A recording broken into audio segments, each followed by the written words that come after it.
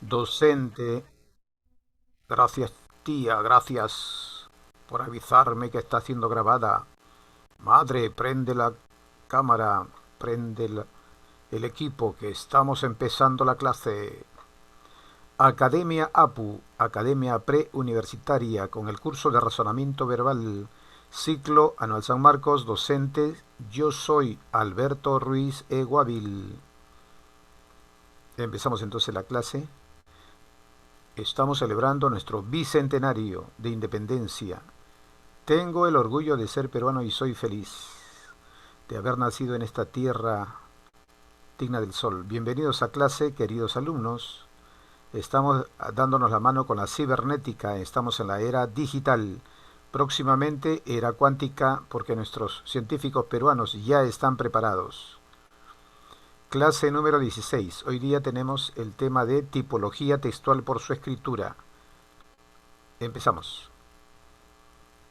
Cogemos nuestro respectivo resaltador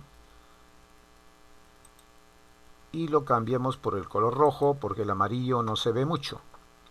Bien. ¿Qué es la tipología textual por su escritura?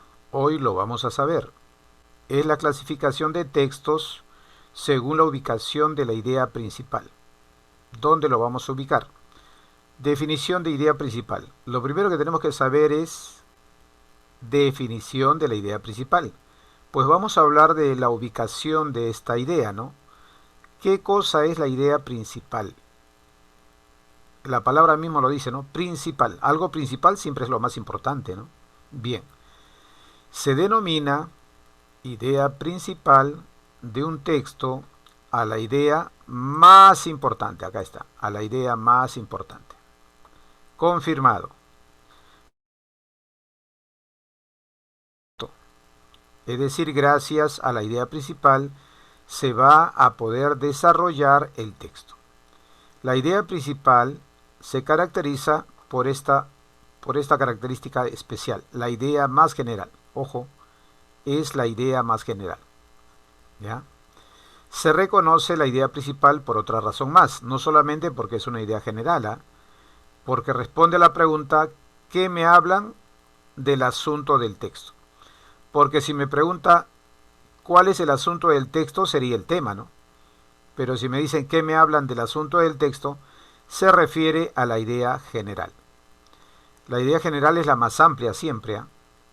Acá dice, la idea principal puede ubicarse en diferentes lugares del texto, razón por la cual se originó la clasificación llamada tipología de textos por su estructura, ¿no? Por su forma física, por la forma del texto. Bien, jóvenes. Debido a la existencia de la idea principal, ¿no? Podríamos entonces, no, en cuanto a la idea principal, como se ubica en varios lugares, pues vamos a tipificar eso, ¿no? Entonces vamos a poner un ejemplito, pues, ¿no? Si no, ¿cómo? Buen día, buen día. Ya, vamos a avanzar ya.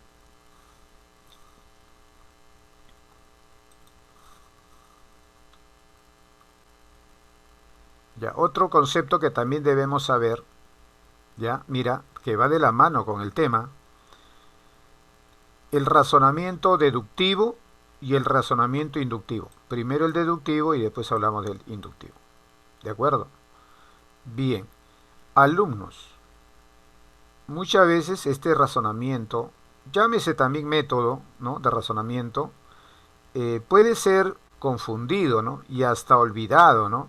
No saber en qué consiste cada uno. Por la forma de escritura se parecen y esto podría causar una confusión, ¿no? Pero vamos a dar unos tips, ¿no? Mnemotécnicos para poder recordar esto. Simplemente lo convierto en verbo infinitivo, o sea, el verbo original siempre empieza con o termina con ar, ir, ¿no es cierto? Ar, ir. Entonces vamos a cambiar a deducción por deducir, inducción por inducir. Ahora, como es algo que tiene que ver con el razonamiento, le voy a cambiar la primera letra de las dos palabras, ¿ah? De deducir y inducir. A deducir le cambio la D por la R y diría reducir. Y a inducir le cambio la I por la R y diría, bueno, no se puede pronunciar bien, ¿no? Pero bueno, eso no importa. Otra razón es que el razonamiento deductivo y el razonamiento inductivo son actividades totalmente opuestas. Es decir, si uno suma, el otro resta. Si uno está caliente, el otro está frío. Son antónimos, ¿no? Deducción con inducción. Entonces, mira, ve, si yo sé qué cosa es deducir, por diferencia sabría qué cosa es inducir, ¿no? Bien, como ya a deducir le he cambiado la primera letra D por la R, cuando una persona reduce, ¿qué hace? Lo que hace es lo siguiente, ¿eh? Va de una idea general hasta ideas particulares, ¿no? De una idea general a ideas particulares. Está reduciendo la significación, ¿sí o no? Entonces, reducir igual a deducir igual a ir de una idea general a una idea particular. Entonces acá dice, mira, deducción es el modo de razonar desde lo general, mira, empieza por la idea más amplia y de lo general a lo particular. Esa sería pues el proceso, el camino, los pasos que sigue un razonamiento deductivo o un método deductivo, ¿no? Va de lo general a lo particular, de lo más grande a lo más pequeño, desde las tesis generales a las conclusiones particulares. ¿Ya? Así es deducir. Se sospecha entonces que de inducción sería que ya no va de la idea general, sino empezaría por el otro lado, por la idea particular, ¿sí o no? ¿Viste cómo ya con eso puedo recordar qué cosa es inducir, sí o no? La base, ¿no? Teniendo en cuenta que los dos son contrarios, entonces lo que propone uno, el otro simplemente lo invierto. Mira, ve, qué inteligente, ¿no? Ya. La deducción se apoya también en premisas generales, ¿no? En ideas generales, pues, ¿no? Para llegar a una conclusión particular. Este es otro concepto, mira, ve. La deducción es una forma de razonamiento que utiliza datos generales, ¿no? Y llega a conclusiones concretas. ¿Viste? Muy bien. Ahora vamos a decir lo contrario cuando hablemos de la inducción, ¿ya? Dice, es el modo de razonar desde lo particular a lo general. ¿Te diste cuenta? Acá dijimos al revés, ¿sí o no? Y aquí está al revés, ¿ya? Acá dice de lo general a lo particular y acá dice lo particular a lo general. La inducción sería la idea contraria, el razonamiento contrario. La inducción intenta llegar a conclusiones generales a partir de premisas particulares. ¿Ves? Bien, jóvenes, como ya hemos hecho este concepto previo, que es muy importante porque en esto se va a basar toda la teoría mencionada anteriormente, o sea, sobre la tipología textual por su estructura, ¿no? Teniendo como eje principal a la idea principal. Valga la redundancia. Bien, jóvenes, continuamos en este mundo de cultura, amantes de la cultura, ¿no? Bien. Tipología textual por su escritura, primer caso. El texto analizante. Como ves en la figura es un triángulo donde la parte más ancha está en la parte de arriba, donde está la idea más amplia o general o idea principal, ¿no? Y acá dice, texto analizante. Es aquel texto cuya idea principal, mira dónde lo voy a encontrar, ¿eh? La idea principal lo voy a encontrar al inicio. Al inicio lo voy a encontrar, ¿no? Ahí está la figura, la imagen que está reafirmando lo que acabamos de hablar. Inicia, ojo, está al inicio de dónde, del escrito, de todo el texto. Y esa idea principal va a ser desarrollada. Va a ser desarrollada con ideas secundarias, ¿ya? O sea, las ideas secundarias van a desarrollar a la idea principal. O sea, más o menos como que lo va a explicar, ¿no? Mira, y vamos a empezar haciendo una, ¿cómo se llama? Una práctica. Sí, una practiquita, un calentamiento, una calistenia mental, llamando así, en forma análoga, ¿no? Bien. Por ejemplo, hablemos de un tema ya. A ver, en el momento actual, pues, ¿qué cosa es? ¿Qué hay en el Perú, no? ¿Qué coyunturas hay? Uno, el bicho. Ya sabes a quién me refiero cuando digo el bicho. Y la otra son las elecciones. Claro, las elecciones. Porque si hablamos de la delincuencia, la corrupción también, pues eso ya siempre ha habido, ¿no? Las elecciones sí es nuevo.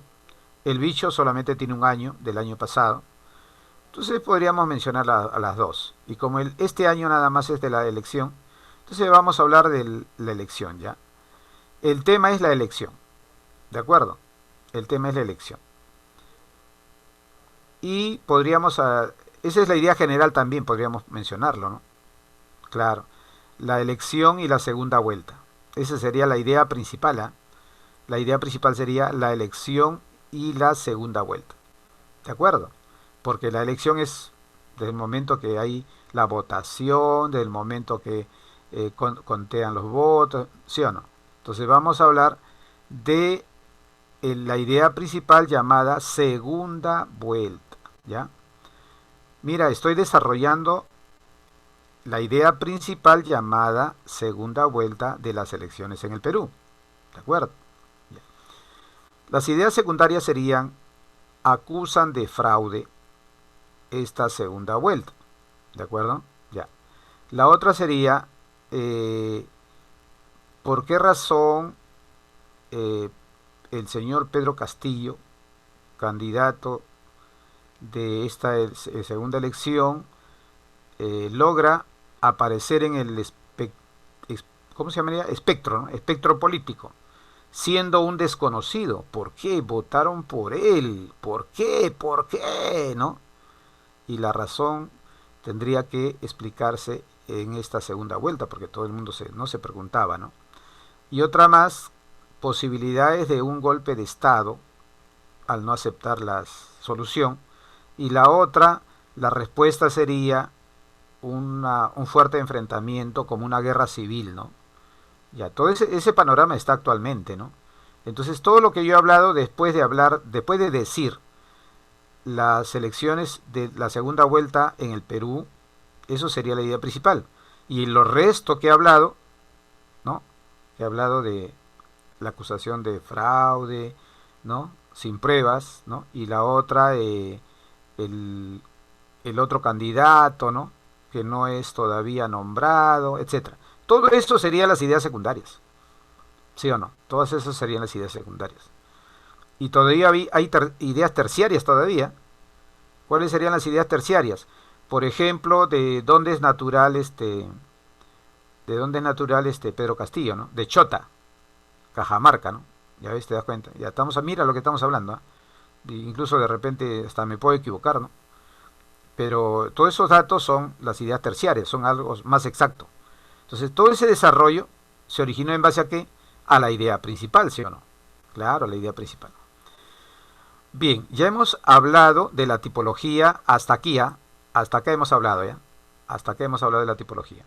Y a partir de allí vamos a hablar ahora del método o razonamiento deductivo e inductivo, ¿ya? Dice, el razonamiento de este texto es equivalente al deductivo.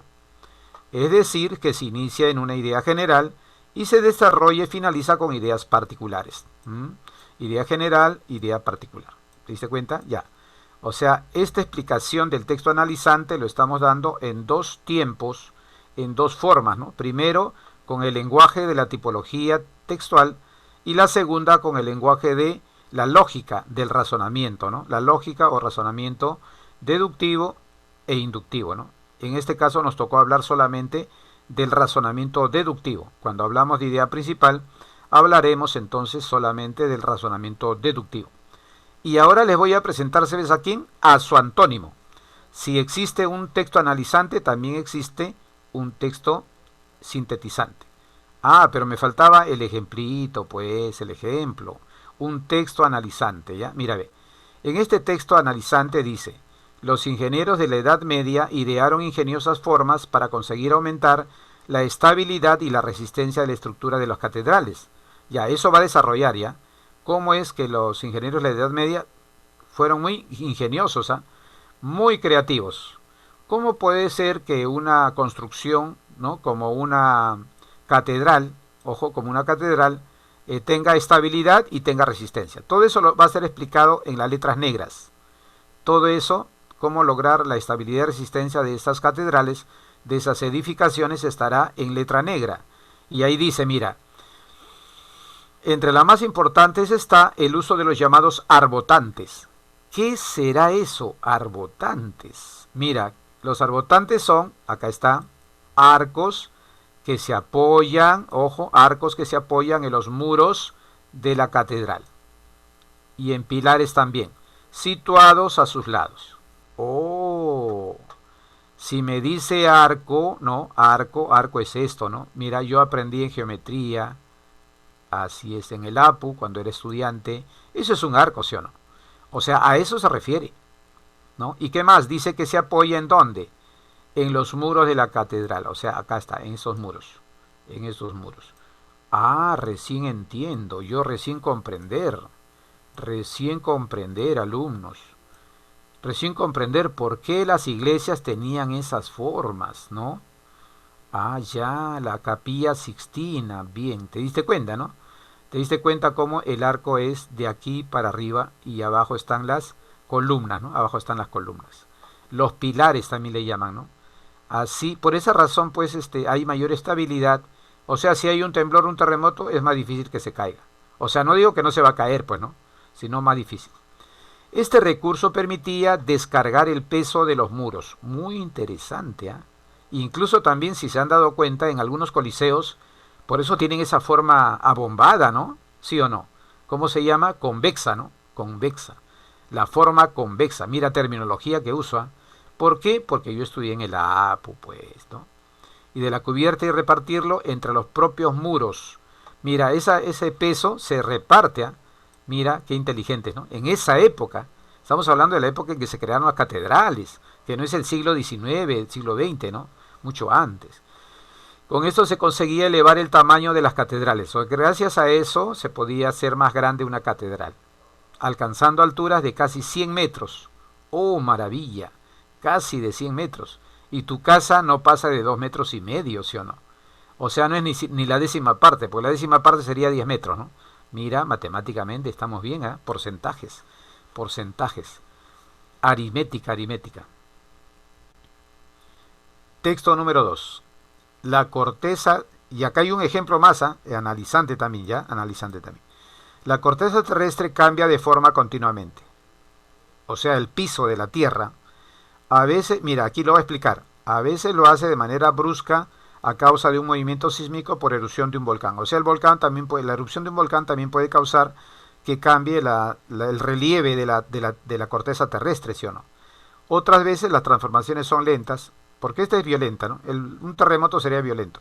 No digamos terremoto, sino una erupción de un volcán que causa un movimiento sísmico, ¿no? También hay otras formas de transformaciones lentas y se producen a lo largo de millones de años. También suele pasar. Quizás sea por el golpe de la fuerza eólica, o sea, el golpe del viento. Esa es la fuerza eólica. Acuérdate del dios Eolo, ¿no? Y gracias a ello tenemos en el Perú el famoso bosque de piedras en Guayay, Cerro de Pascua. Hasta ahora no he ido, pero me han hablado bastante de eso. Ojalá algún día pueda ir ahí, claro, sí o sí. Algunos fenómenos naturales también han llegado a modificar, ¿a qué modificar a quién? A la corteza terrestre, porque dice que cambia de forma continuamente, ¿no? Incluso algunos relieves que antes tuvieron mejor aspecto, casi aspectos artísticos, o sea, destruyeron cosas hermosas, ¿no? Tú sabes que la naturaleza, pues, en forma así, como dice, natural, ¿no? Tiene, pues, aspecto artístico, ¿eh? No sé si has visto esos cerros que son de colores. Sí, pero tienes unos cerros de colores hermosos, ¿eh? Así es. Continuamos con otro texto más, qué bueno, otro texto más para asentar nuestra idea, ¿no? Las erupciones son muy diferentes según el tipo de volcanes. O sea, si hablamos de volcanes, ya no hablamos de la corteza terrestre, ahora hablamos de los volcanes, en cuanto a sus erupciones. Ah, o sea que todos los volcanes no hacen erupción igual. Y mira bien nuestra ignorancia, ¿no? Mi ignorancia, ¿no? ¿Cómo es posible que yo pensara que todos los volcanes erupcionaran igual, ¿no? Mira, Así, en volcanes de la zona asiática puede predominar las efusiones gaseosas. En otros, como las americanas, o sea, volcanes americanos, tienen explosiones con salida brusca. Ah, ya. Y en otros, como las europeas, la emisión de lava es un poco lenta. O sea que en algunos, en la mayoría, su lava cae rápidamente, pero en Europa la lava es lenta. Ah, interesante, ¿no? ¿Ves? ¿Te diste cuenta? Bien, bien, bien. Disfruto de estas lecturas, ¿ah? Me enseñan bastante. Bien. Vamos ahora sí al modelo número 2, el texto sintetizante. Yo te previne que el texto analizante y el texto sintetizante expresan ideas contrarias, ¿sí o no? Claro, ideas contrarias. ¿Y te acuerdas cómo era el triángulo? Estaba al revés, ¿no? Mira, ahora abajo está la base, ¿no? La parte más amplia, mejor dicho, estaba arriba en la anterior figura de color verde, ahora está abajo, mira, ve, idea principal abajo. Por eso es al revés, ¿sí o no? El triángulo se volteó. Es aquel texto cuya idea principal se encuentra al final. En el anterior se encontraba al inicio, ¿sí o no? Bien, es decir, se inicia y desarrolla con ideas secundarias y finaliza con la idea principal, o sea, con la conclusión. Entonces, la cual sintetiza a las ideas anteriores. Bien, hablamos con el lenguaje de la tipología de textos por su escritura. Ahora vamos a hablar con el lenguaje de la lógica, del razonamiento, ¿no? De ese tema. No de ese tema, sino de ese curso, podríamos decir, la lógica. Sí, la lógica es un curso también, ¿no? Bien. El razonamiento del texto sintetizante, dijimos allí que era deductivo, ahora es inductivo. O sea, utilizamos el método de razonamiento opuesto, ¿no? O sea que se va a iniciar con ideas particulares. El anterior, ¿cómo fue? Se iniciaba con la idea principal, ¿sí? Ahora se va a iniciar y desarrollar incluso con ideas particulares, ¿ya? Consecuentemente finaliza en una idea general. ¿Y quién es la idea general? Acá la tenemos, la idea principal.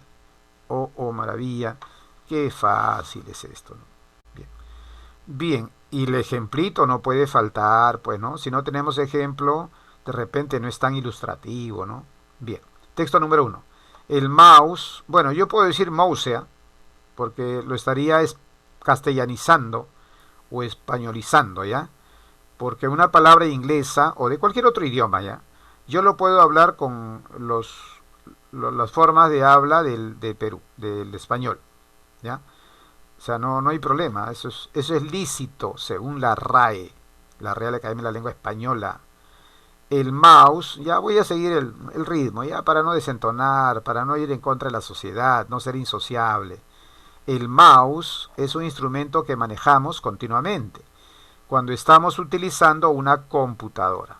Y aquí vamos a subrayar computadora y decir lo siguiente, que en Perú decimos computadora.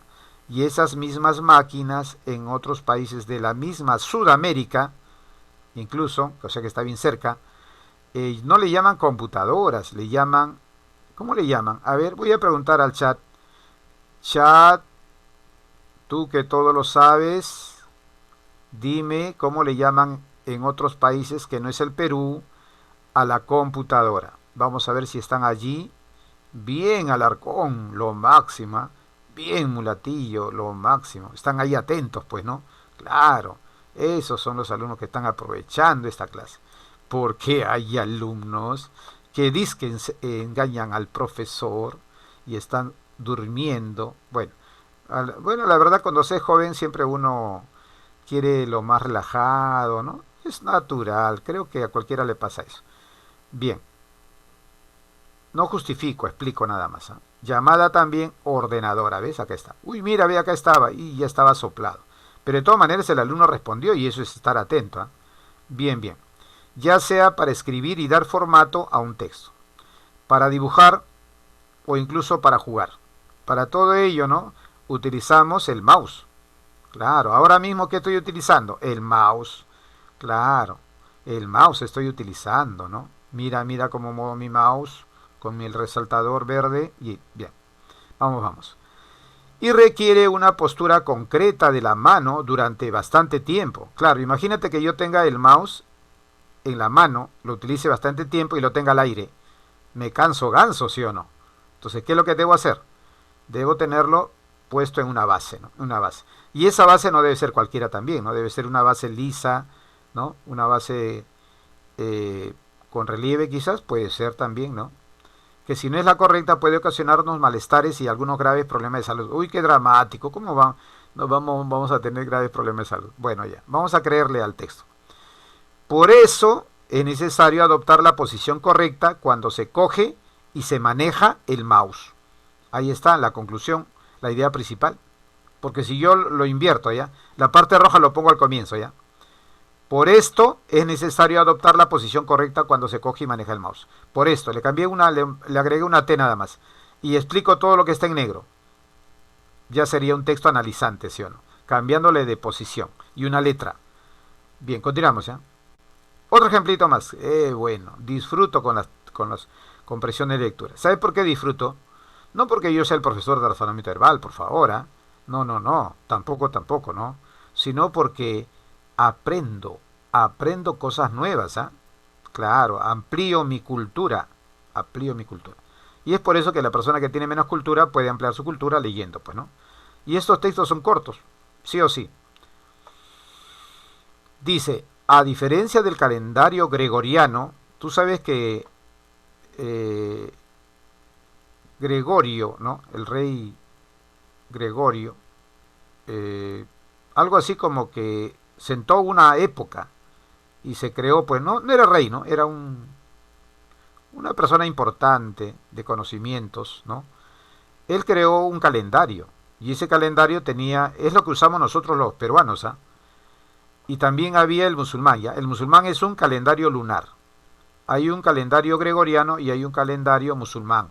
El calendario musulmán se basa en las fases de la luna, ¿no? Porque dice calendario lunar, ¿no? Es decir, se basa exclusivamente en la observación de las fases lunares. Mira, ve, acá está ratificando lo que digo, como referencia del paso del tiempo. El calendario musulmán consta de 6 meses y 29 días, y 6 de 30, y 6 de 30. O sea, tengo 12 meses, son 6 meses de 9 días, y los otros meses son 6 meses de 30 días. Así en el año musulmán tengo 354 días. Y en nuestro calendario gregoriano, que es el que usamos nosotros, 365 o 11 días más. Bien, 11 días más. Más corto que el año escolar, debido a que este desfase, el calendario no está acompañado con las estaciones, ¿no? O sea, el nuestro no está acompañado con las estaciones. Ahora todavía que el tiempo está más cambiante, ¿no?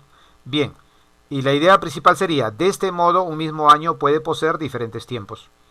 Un mismo año. Si es un año lunar o musulmán, sería 354 días. Si es el gregoriano, el que tenemos nosotros, el año solar, ¿no? Entonces sería de 365 días. ¿Qué os parece, tío? ¿Qué os parece, chaval? Bien. Texto 3. El color de la foca parda es el mismo de las rocas. ¿Por qué? Porque la foca más o menos como que refleja el color de las rocas, ¿sí o no? Porque son también pardas. Pardo quiere decir plomo, ¿ya? Plomizo, ¿no? Gris, también. Algo oscuro. Donde vive, o sea, ¿dónde vive? En las rocas, ¿no? Ahí vive la foca. Algunas víboras tienen manchas en la piel para disimular su presencia entre la vegetación. No sé si habrás visto una víbora. Yo recuerdo que vi una víbora cuando tenía 5 años, algo así, ¿eh? Me quedé asombrado porque siempre veía perrito, gatito, ¿no? Así que un día me fui al mercado, no acá al mercado, sino al mercado minorista, el que queda al costado del mayorista allá en La Victoria.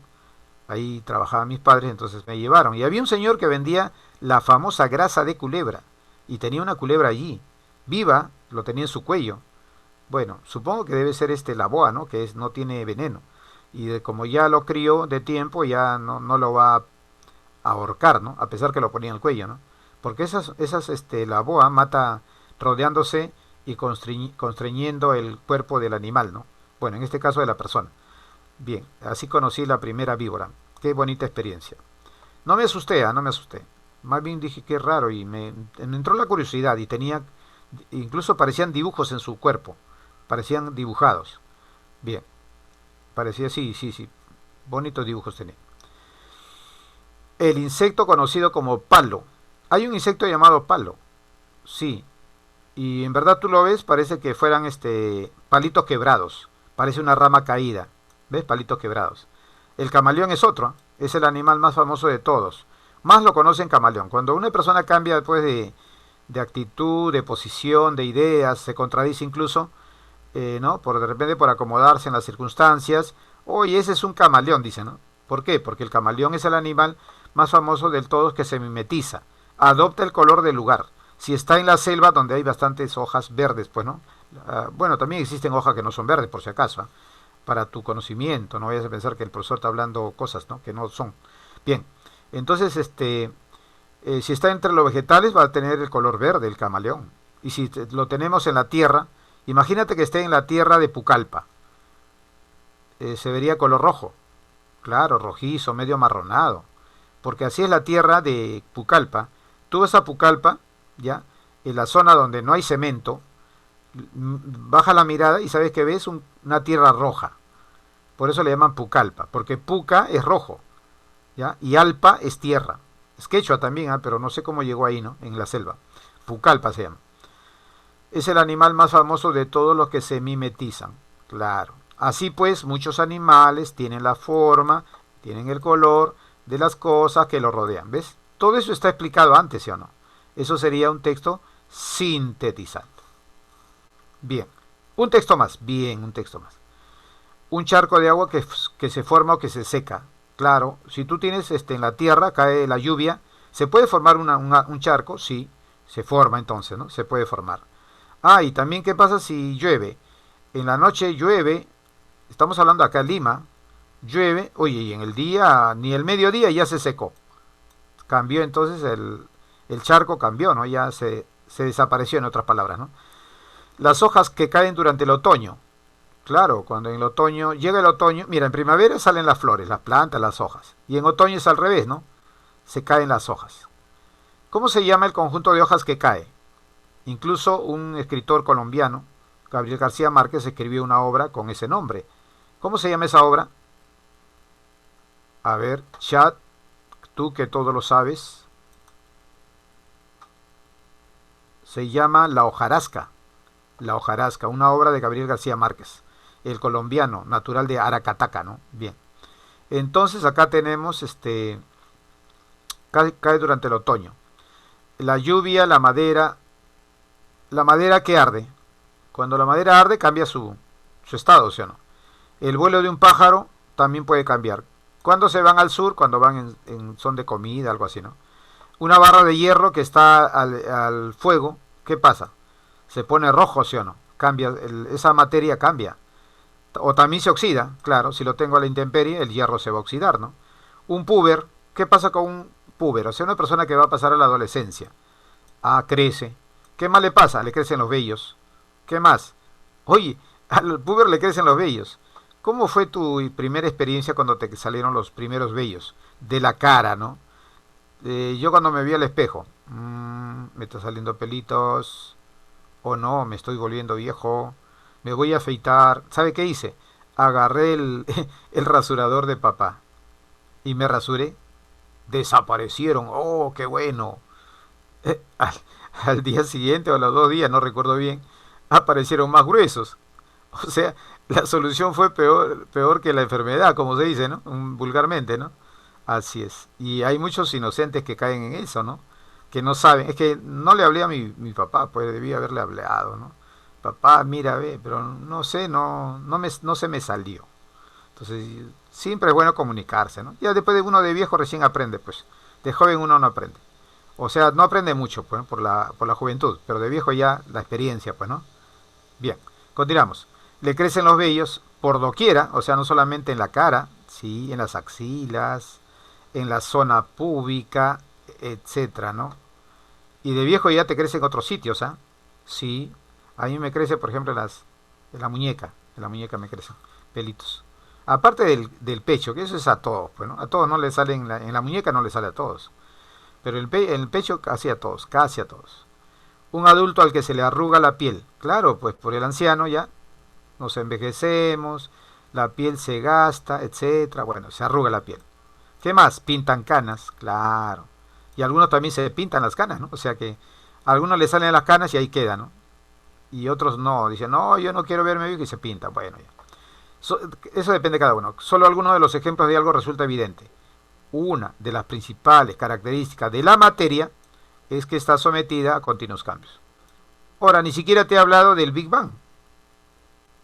Del Big Bang. ¿Cómo es el Big Bang? Dícese que éramos la materia del tamaño de un puño, hasta más chico que un puño, y comenzó a explosionar, o sea, a abrir la materia. Y fue creciendo, y ahora mira, somos todos nosotros, porque la materia no se crea ni se destruye, ¿sí o no? Solo se transforma, ¿sí o no? O sea, nosotros estábamos ahí. No estábamos en forma, pues, de... ¿Por qué? A ver, del huevo cigoto, mira, somos nosotros. Un montón de células. Ah, ya, mira, imagínate. Bien. Ahora vamos al tercer caso. Texto centralizante. Mira, ve, ¿dónde está la idea principal? Por eso le llaman centralizante, obvio, ¿no? Y ahora mira, ve, la idea principal se encuentra al medio del texto. Mira, al medio. Quiere decir que si sigue un cuarto caso, ya no se encontraría al medio, sino al inicio y al final, ¿sí o no? Es decir, se inicia y desarrolla con ideas secundarias y se detiene por medio. Ojo, el texto analizante, lo contrario es el sintetizante. Y del centralizante sería el que continúa a este. Ya. Entonces también son opuestos. Acá la idea principal está al medio. Acuérdate, al medio. Recuerda. Es decir, se inicia y desarrolla con ideas secundarias. Acá empieza, ideas secundarias. Y después prosigue y se detiene en el medio. Acá se detiene en el medio, ¿ves? Acá está. Y después prosigue y finaliza con otras ideas secundarias. Ahí va, ideas secundarias, llega hasta el final, ¿no? Hablando con lógica, dice, este texto se desarrolla un razonamiento inductivo-deductivo. Claro, porque inductivo es cuando de lo secundario pasas a lo general, ¿sí o no? Y al revés son deductivo sería lo contrario, ¿no? De la idea general, acá está, pasas a la idea particular. Esa es la idea general. Va hacia la idea particular. Bien. Finaliza con ideas particulares acá, pues, ¿no? Acá son las ideas particulares. Ejemplo. Dice en el medio, en color rojo, dice, los grandes depredadores son sin duda los tiburones. Hablando de depredadores, ¿no? Al comienzo dice, entre los depredadores del mar hay animales muy agresivos. Claro, un depredador es el quien se come otro animal, pues, ¿no? Ese es un depredador, o que destruye una superficie, ¿no? ¿Cuáles serían estos animales? Una barracuda, una morena. ¿Qué serán ellos? Obviamente deben ser peces, ¿sí o no? Peces que se comen otros peces. En el río sería, ¿cómo se llama? La piraña, ¿no?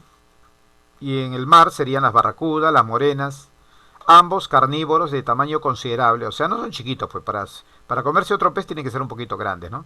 Y poseedores de fuertes dientes, o sea, están preparados. La naturaleza los ha preparado para eso. Pero las fieras del océano, los grandes depredadores, son sin duda los tiburones. Los tiburones en su mayoría se alimentan de otros peces. Para ello cazan sus presas con sus mandíbulas, mediante movimientos de su cabeza los desgarran y trocean. O sea, lo muerden y mueven su cabeza para un lado y para el otro lado, sacudiéndolo. Así lo desgarran y trocean, así matan a sus animales, a sus presas, como se dice, ¿no? Mira, ya. Aquí, al medio dice, el rojo, los desastres son el producto de las actividades humanas. O sea que nosotros, los seres humanos, somos causantes de los desastres, pues, ¿no? Y del modelo de desarrollo. Cómo desarrolla el mundo depende de nosotros. Cuando hay desastres, también depende de nosotros. ¿Por qué hay hambruna? Porque hacemos guerra, ¿sí o no? No son los astros, ni los dioses, ni el destino los responsables de las catástrofes. No. ¿Quiénes son los autores? Nosotros, los seres humanos. Peligrosísimos somos, ¿ah? Sí, peligrosísimos.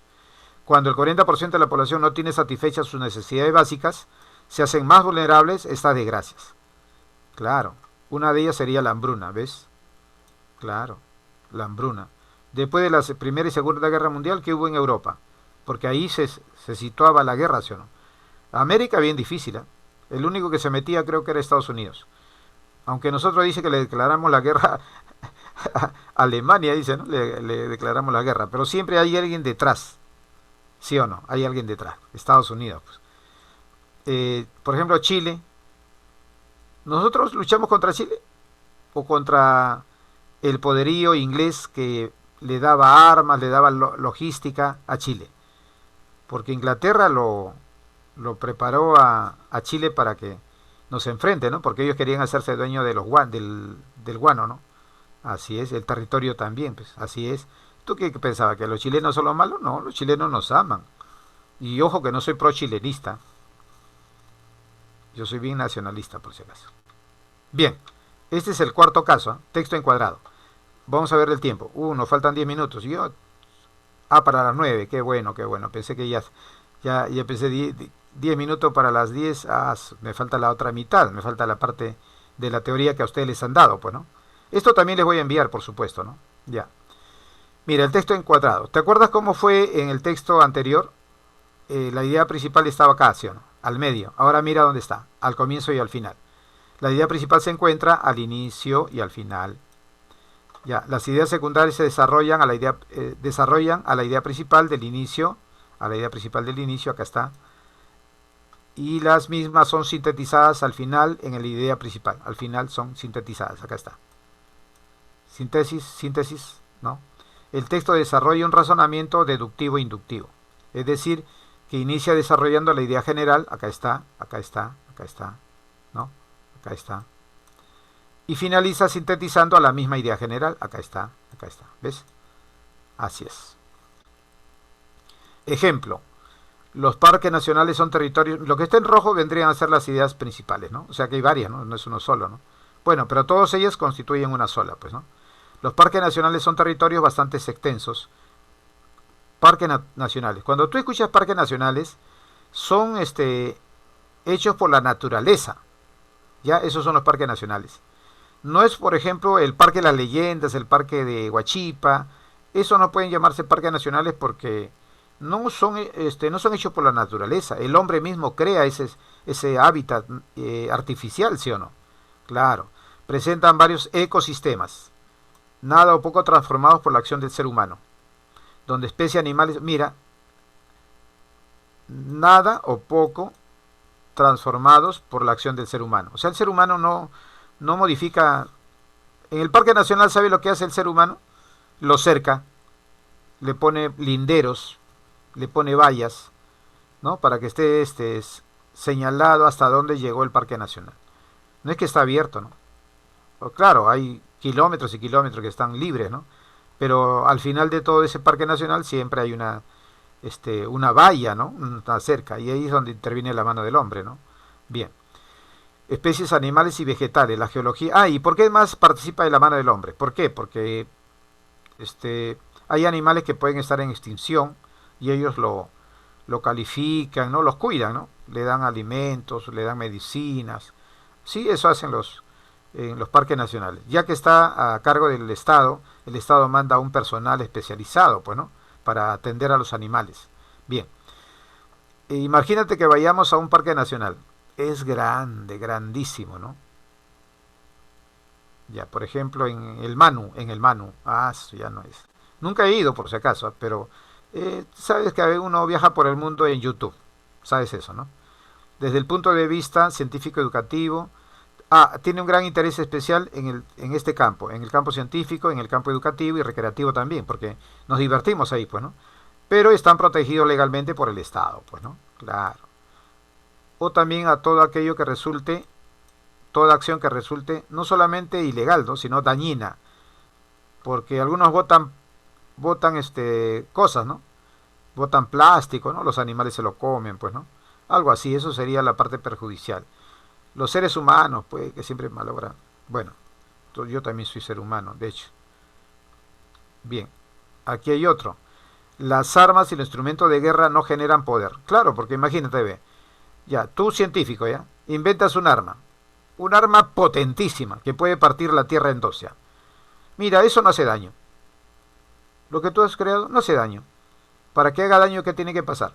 Que el ser humano lo tenga que tomar en sus manos y dispararse, ¿o no? ¿Te diste cuenta cómo las armas y los instrumentos de guerra no generan poder? Incluso puedes tú amenazar con alguien, ¿no? Otra cosa, mira, tú tienes un arma, amenazas a todo el mundo, ¿ya? Todo el mundo te tendrá miedo, te tendrá terror, pero tú no tienes su respeto. Claro. Entonces, no generan poder por eso. Generarán miedo y terror, pero no generan poder. Porque apenas pierdan esas armas, la gente sometida se rebela, ¿sí o no? Bien, si creemos que en democracia el poder reside en todos, los ciudadanos y ciudadanas dispuestos a la acción, claro, en democracia se supone que el poder lo tienen todos, los ciudadanos, ¿sí o no? Y están dispuestos a actuar juntos y a ponerse de acuerdo en algo que les interesa, ¿no? Tenemos entonces que cuestionar aquella vieja consideración de la guerra. Claro, porque la democracia es mejor, ¿no? Pero estoy hablándote de la democracia original, de la verdadera democracia. La democracia dicha por Sócrates, ¿no? Por Aristóteles, por esos creadores de estas formas de vida, ¿no? Esta forma de convivencia social. Claro, porque si tú quieres hablar de democracia, por favor, vayamos a la fuente, que no nos cuenten cuentos, ¿no? Que no nos cuenten cuentos. Vayamos a la fuente. Nada que el profesor me dijo, ¿no? Que mi mamá me dijo, mi papá me... No. Anda tú y lee a los griegos, por favor. Claro, ahora que tenemos... Ustedes tienen cuánta facilidad. Nosotros para encontrar un libro sobre los filósofos griegos, solamente lo teníamos en el libro del colegio. Ustedes lo tienen en Google. Tienen todo. Se te rompió una uña, ahí está la solución. Tesis equivocada del que el poder nace del fusil, ¿no? O sea, no es cierto que el poder nazca del fusil, ¿no? No es cierto. La violencia, menos. Claro, menos. Yo estoy en contra de la violencia, sí. Contra la guerra, civil, militar, cualquiera, estoy en contra, no puede ser. No, siendo los seres humanos tan inteligentes, ¿cómo recurrir a esa solución cuando hay otras soluciones a los problemas, sí o no? Claro, pero por eso el ser humano tiene que demostrar su inteligencia, pues. Bien, chicos, hemos acabado la primera parte. Vamos ahora por la segunda, ¿ya? Vamos por la segunda. A ver, voy a cerrar esto y voy a abrir la de la práctica. Vamos a abrir la práctica. Ahora, ¿cuál de los dos es? Esta es la práctica y esta es la teoría. Bien, ahora vayamos a la práctica, ¿ya? Mira. No estoy compartiendo todavía, ¿no? Y yo pensaba que estamos compartiendo. Ahora sí, vamos a ver. Vamos a ver, chicos, vamos a ver. Antes de todo, si ustedes tienen alguna recomendación, díganmelo en el chat privado. De repente hablo demasiado rápido, de repente muy lento, de repente la pronunciación no está bien. También hablen, por favor. El objetivo de la clase es que tú te lleves el conocimiento que yo te doy. Pero si no llegamos a ese objetivo, no tiene sentido, ¿no? Claro. Bien, vamos a compartir ya. Ya, ahora sí está. Compartation. Agrándate pantallita, ya sabes tú me ayudas. Ya, listo. Empezamos entonces en la parte práctica, la dirigida que ustedes tienen, ¿ya? Estamos en el año del Bicentenario. Tengo el orgullo de ser peruano y soy feliz. Claro. Claro, yo debería cantar una así de Augusto Polo Campo, más o menos, ¿no? Limeña, por ejemplo. Limeña que tienes alma y tradición. Repica la castañuela de su tacón. Toma mientras. Bienvenido a clase, queridos alumnos. Clase de tipología textual por su estructura. Ahí viene. La primera. ¿Cómo se llamaría este texto? Los faraones egipcios del Imperio Nuevo concentraron en Tebas el curso medio del Nilo. Los principales santuarios y el mayor conjunto funerario. Mira, ¿qué dice acá? A ver, primero nuestro resaltador, que debe ser siempre de color no amarillo como aparece acá, sino de otro color, algo más llamativo quizás. Ya le voy a poner color rojito, no, siempre uso rojo, ya que sea color color azulito ya, color azulito. Ya, los faraones egipcios, mira, Concentraron en Tebas el curso medio del Nilo y de los principales santuarios. ¿Dónde concentraron? En Tebas. ¿Qué cosa concentraron? Los principales santuarios. Y acá explica todo. El templo de Karnak, ¿no? Ahí está. Entre estas edificaciones está el templo de Karnak, dedicado al culto de Amón, el dios central en la religión egipcia. 3 kilómetros, Nilo arriba, se encontraba otro santuario. ¿Cuál es el otro? Aparte de Karnak, aparte, el de Luxor, otro santuario de dimensiones, o sea, era más pequeño. El de Karnak era más grande. El Luxor era más reducido, dice, que el primero, pero que tiene el privilegio de mantenerse en un estado de conservación mucho mejor. O sea, a pesar que era pequeño y estaba, no estaba dedicado al dios principal, que era el culto del Amón, porque era un dios central, dice. A pesar de eso, estaba conservado mejor, porque es conservación mucho mejor, ¿no? En su origen, el templo de Luxor se denominó Harén del Sur de Amón, y su función se limitaba a una celebración anual. O sea, cada año se celebraba algo, ¿no? Algo así como nosotros también, ¿no? En Perú también celebramos cada año la Virgen de la Candelaria, no, calendaria iba a decir, Candelaria, y otros más, ¿no? En Ica, no me acuerdo cómo se llama, el Señor de Cachuy también, claro, eso es en Tarma, ¿no? El Señor de Cachuy. No, en Ica es el Señor de Cachuy, ¿no? Disculpen la ignorancia, ¿no? La cosa es que yo celebro nomás. Pues. Bien, ¿qué tipo de texto sería? Si nos hemos dado cuenta que todo lo que explica está acá, dice, concentraron en Tebas los principales santuarios. Y ahí menciona a Karnak y menciona a Luxor. Obviamente la idea principal está al comienzo, ¿sí o no? Entonces yo le llamaré tipo de texto, si está al comienzo, analizante. ¿De acuerdo? Analizante, ¿ya? Analizante. Bien, analizante. Así le llamaría. Este texto, si bien es cierto que todo lenguaje contiene los elementos de una concepción del mundo y de una cultura, claro, porque tú hablas, todo lo que tú dices es como tú ves al mundo, ¿sí o no? Tú lo que hablas es lo que ves en el mundo. Y además, todo lo que aprendiste, o sea, todo lo de tu cultura. El lenguaje hace eso, ¿no? Manifiesta todo eso. También lo será porque el lenguaje de cada uno se puede juzgar la mayor o menor complejidad de su concepción. O sea, de acuerdo a cómo hables, ¿no? Si tú, por ejemplo, dices, chato, no te pases, chévere, un toque, amigo, un toque. Ya, con ese lenguaje, esa es tu concepción del mundo, cómo es tu cultura, cómo ves al mundo también, ¿sí o no? Claro, de acuerdo a tu formación, a tu preparación, ¿no? A todo eso. Entonces, este sería un caso de texto centralizante. ¿Por qué? Porque aquí en el medio está la idea, mira, ve. Dice, las grandes corrientes de pensamiento dominan la historia mundial, sus intereses serán limitados más o menos corporativos o economicistas, no universales, sino siempre posible aprender idiomas extranjeros para ponerse en contacto con diversas vidas culturales. O sea, ¿cómo se manifiesta la cultura? Mediante el lenguaje, ¿no? Mediante el lenguaje. O sea, ¿cómo hablas tú? Ahí está cómo ves tú el mundo, ¿no? Cómo ves al mundo. Ya. O sea, mira, mira lo que te recomienda, ¿no? Te recomienda que aprendas idiomas extranjeros. Porque si tú aprendes idiomas extranjeros, tu cultura va a aumentar, pues. ¿Sí o no?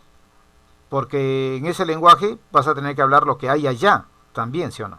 Aunque no vayas incluso, aunque no vayas a esos lugares, ¿no? A lugares extranjeros, ¿no? Sí, amplía. Mira, un ejemplo nada más.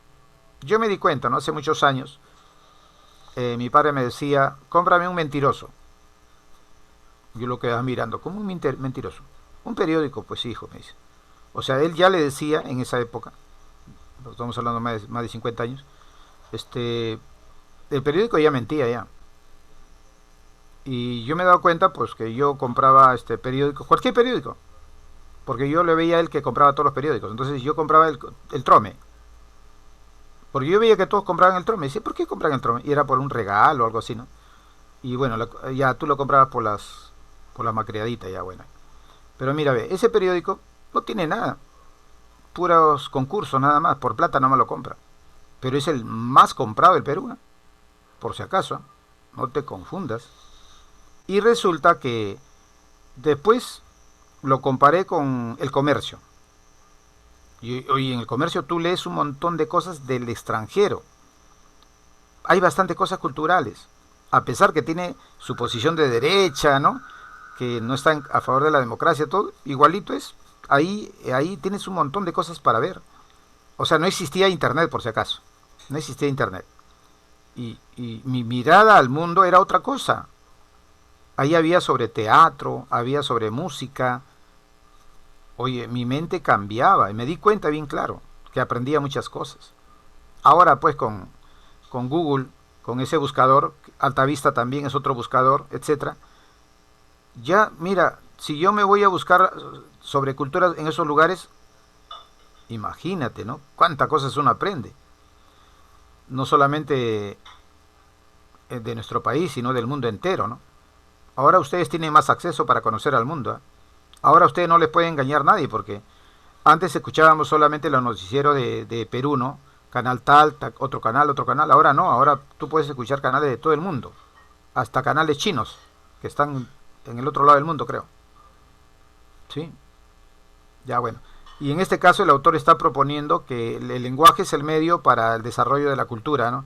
Y si aprendes idiomas extranjeros, con mayor razón. Entonces ese texto sería centralizante. Centralizante. Ya, centralizante. Ya, después le voy a mandar, lógicamente, escrito completamente, pues, ¿no? Ya, bien.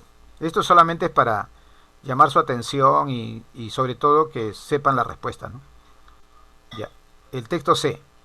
Aunque la biotecnología tiene la capacidad de crear, creo que hay un dato por ahí en el chat, a ver. ¿Qué SAT? Tengo que abrir participante para ver. Ya, ok, muchas gracias, muchas gracias. Me acaba de dar un dato. El dato de la clase. Bien. Aunque la biotecnología tiene la capacidad de crear nuevas variedades de plantas comerciales. Mira, la biotecnología, esta es una de las profesiones del futuro, ¿eh? Dice que puede crear plantas comerciales. O sea, una planta que crezca más rápido, crezca más grande, sea más bonito. Por ejemplo, de las papas, tenemos más de 3.000 papas, pero han creado una papa llamada papa peruana. Y tú miras la papa peruana, tiene parte blanca y parte roja. Mira, mira cómo es la biotecnología, ¿no? Lo han creado de esa manera.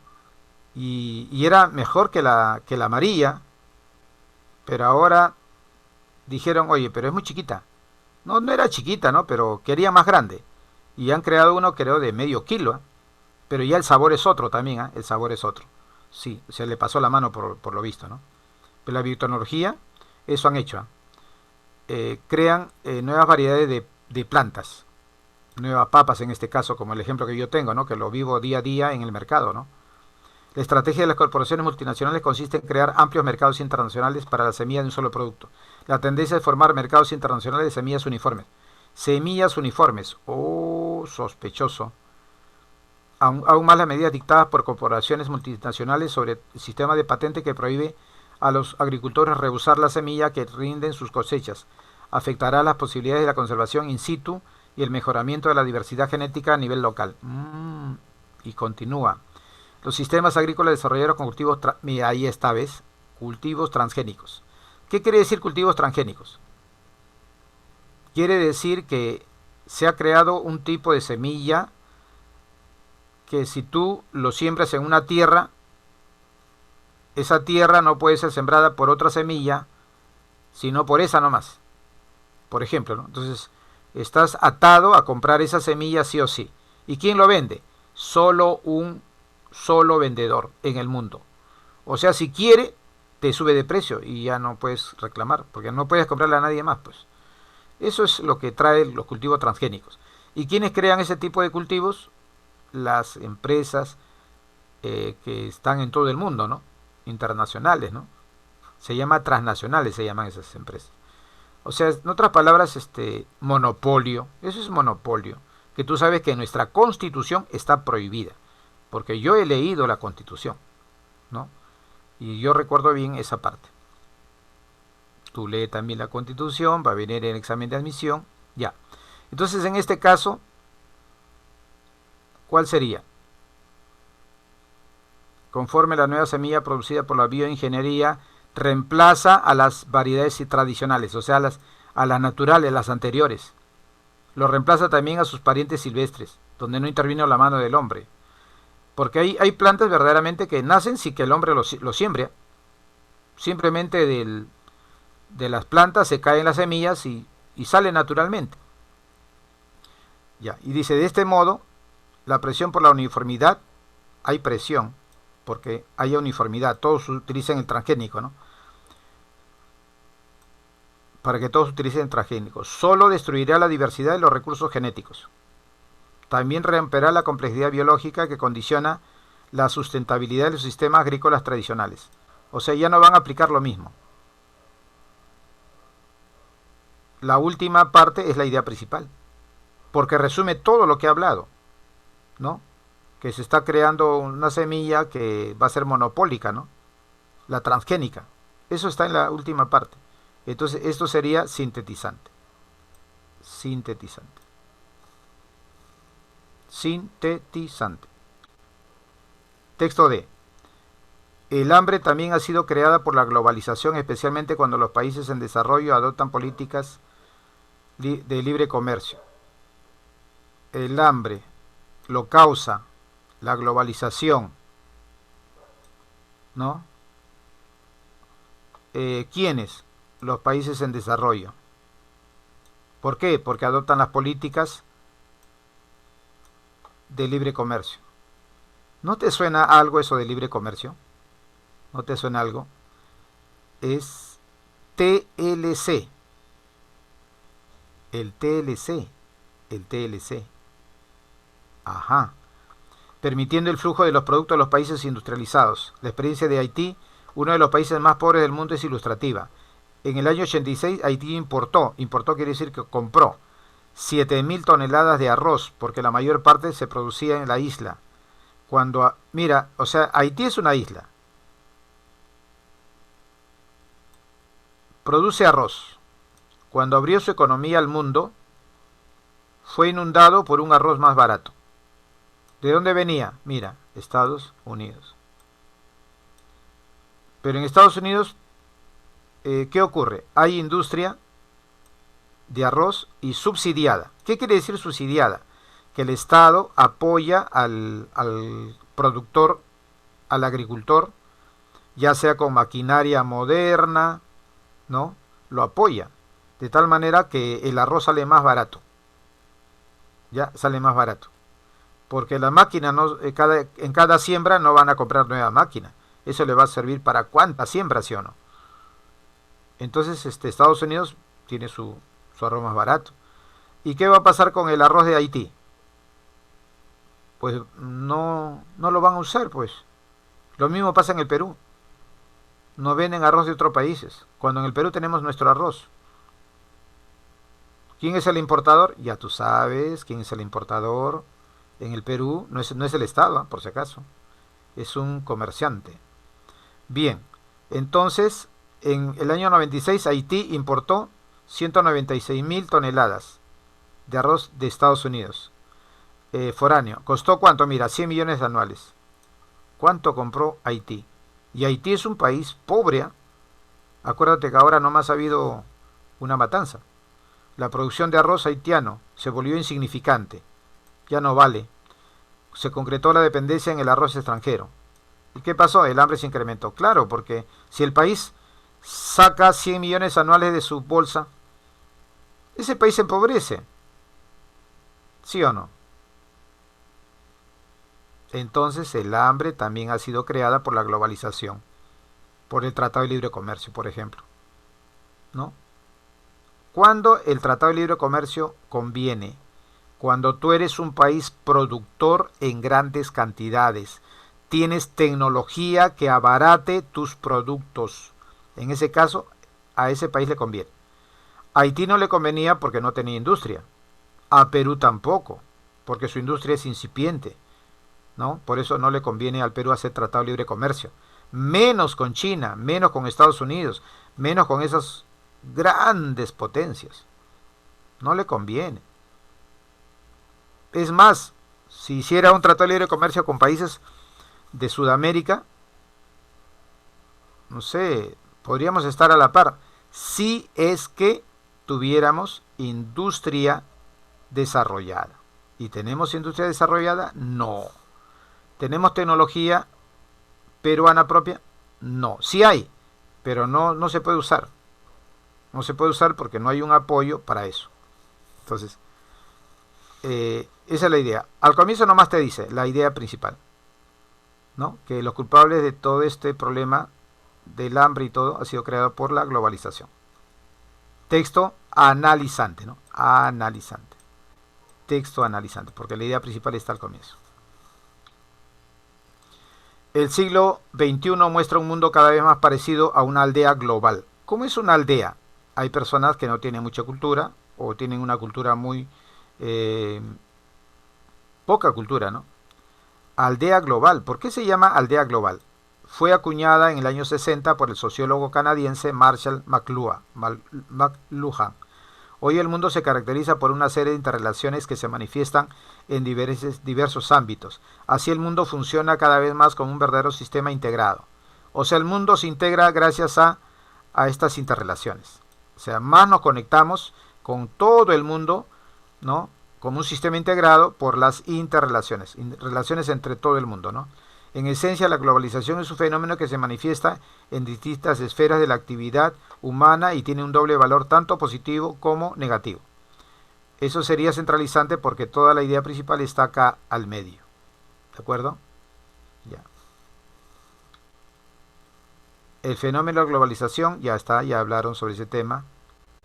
Texto, este es el último texto, ¿ya? Dice: uno de los aspectos más importantes del psicoanálisis moderno es que ha ampliado la gama de complejos. Psicoanálisis. Tú sabes que el psicoanálisis es de Sigmund Freud, ¿no? Y él plantea muchas cosas respecto a eso, ¿no? Que, ¿por qué es tu conducta? Por ejemplo, una conducta es el complejo de Edipo. ¿En qué consiste el complejo de Edipo? De la inclinación de los hijos, sobre todo del varón, por la madre. Su inclinación, la preferencia. No estamos hablando de preferencia sexual, por si acaso, ¿no? No, aquí no interviene el incesto, no, sino que es una inclinación, siempre va a sacar cara, como decimos vulgarmente, por la mamá. Ese es el complejo de Edipo, ¿no? Se casa y su mamá sigue manejando su vida. Complejo de Edipo. El hijo le hace caso a la mamá. A nadie más. Ese es el complejo de Edipo, ¿no? Que el hijo ve como que lo máximo es la madre. Bueno, estamos hablando del complejo de Edipo, ¿eh? No estamos hablando mal de la madre. Ya. Entonces, esa sería una idea, ¿no? ¿Qué más? Luego el complejo tanático con los complejos en torno del instinto de la muerte y las tendencias agresivas, aunque durante años el psicoanálisis clásico se mantuvo dentro de la ortodoxia freudiana, de Sigmund Freud. O sea, ahora el psicoanálisis ha cambiado, pero durante años, ¿qué pasó? Se mantuvo, ¿no?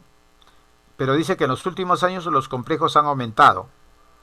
O sea, tú sabes que el psicoanálisis tiene relación con los complejos, ¿sí o no? Pero dice que ahora se ha incrementado. No se ha incrementado. Este complejo consiste en perder de manera irremediable determinados tipos de objetos. Desde luego, la denominación no es rigurosa, porque le he derivado de apobayo, yo pierdo. O sea, el autor está hablando que él está creando un tipo de complejo llamado apobayo. Debería más bien llamarse apobalóntico, que viene del participio presente del mismo verbo, pero suena tan científico y tan contundente que bien puedo tomarme ciertas libertades, pues la fuerza expresiva compensa la carencia de rigor filológico. El complejo apobálico, ¿en qué consiste? Dice primero que está extendido, mucho, de lo que podría parecer a primera vista. ¿Quién no tiene en la familia? Hablan de familia, atenti. ¿Quién no tiene en la familia uno o dos parientes famosos por su capacidad para perder las cosas? Vamos a suponer que en tu familia alguien dice: ¿quién ha visto mis lentes? ¿Quién ha visto mis lentes? Grita todavía, ¿no? Y tú le dices papá o mamá, ¿no? Ya, bueno. Papá, lo tienes en la cara. Tus lentes lo tienes puesto. Ah, sí, ¿verdad, no? Y estaba buscando sus lentes. Otro que dice: Mi llave, ¿dónde dejé mi llave? ¿Dónde? A veces es el hijo también, ¿ah? Siempre en la familia hay alguien que pierde las cosas, ¿sí o no? Ese es el complejo que habla el autor de este texto, ¿no? Que le llaman apoválico, ¿no? Apovalóntico, ¿no? El origen del complejo aún no ha sido estudiado, dice. Bueno, es una propuesta del autor, pues, ¿no? Del autor está proponiendo un nuevo complejo para el sistema Freud, para el sistema psicoanalítico, puesto que yo lo he descubierto y soy el único que conoce su existencia, como te digo, ¿no? Pero estoy seguro que es muy profundo y cuando se analice a fondo, no por aficionados como el que escribe, o sea, el que escribe él mismo se reconoce como aficionado, ¿no? Sino por expertos se producirá una verdadera revolución en el psicoanálisis. Un nuevo caso más para el psicoanálisis, ¿no? Para el psicoanálisis moderno, dice el autor, ¿no? Bien, entonces, ¿dónde se encontraría la idea principal?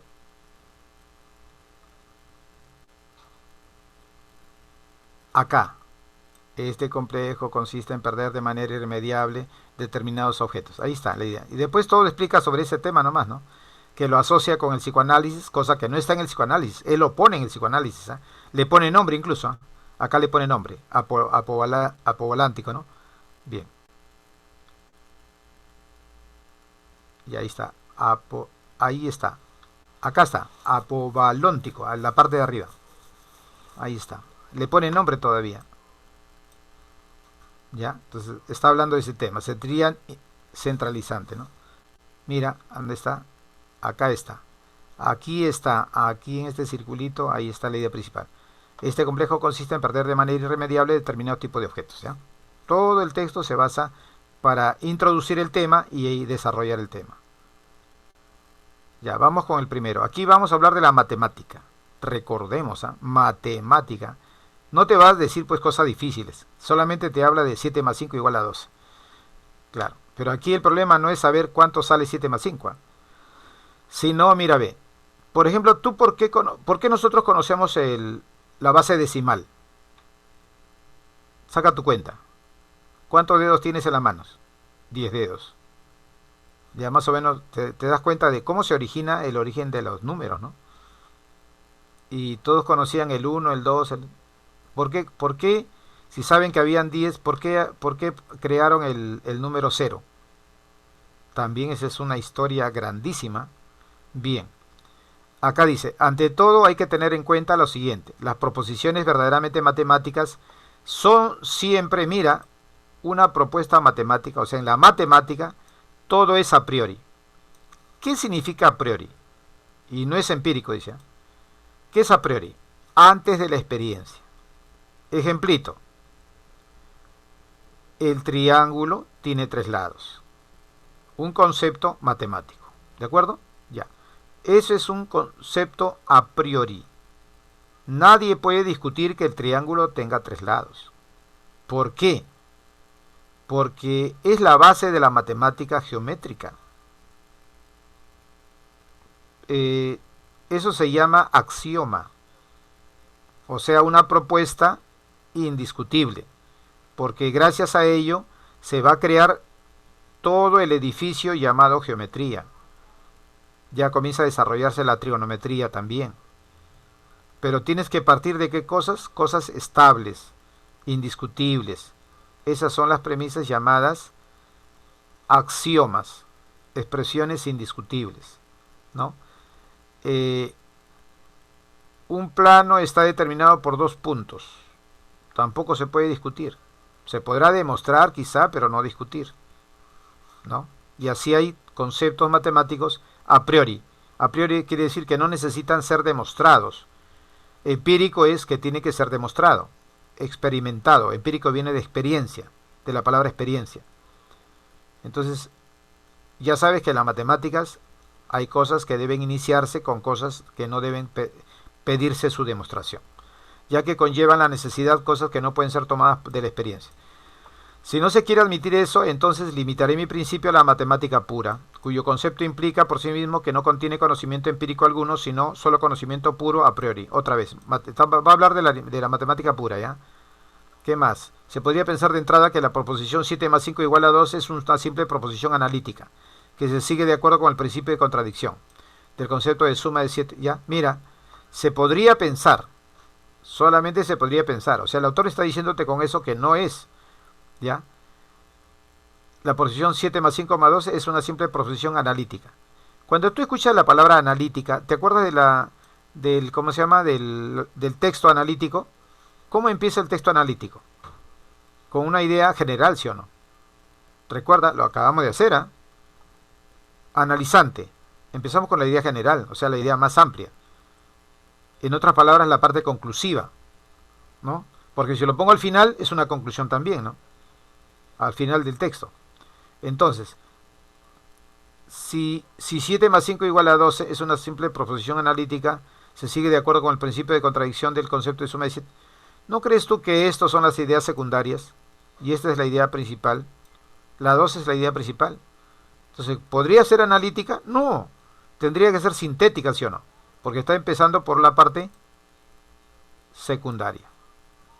¿Ya? Tiene que ser algo, no analítico, no es algo analítico, sino es algo sintetizante. ¿Por qué? Porque la parte principal es la 12.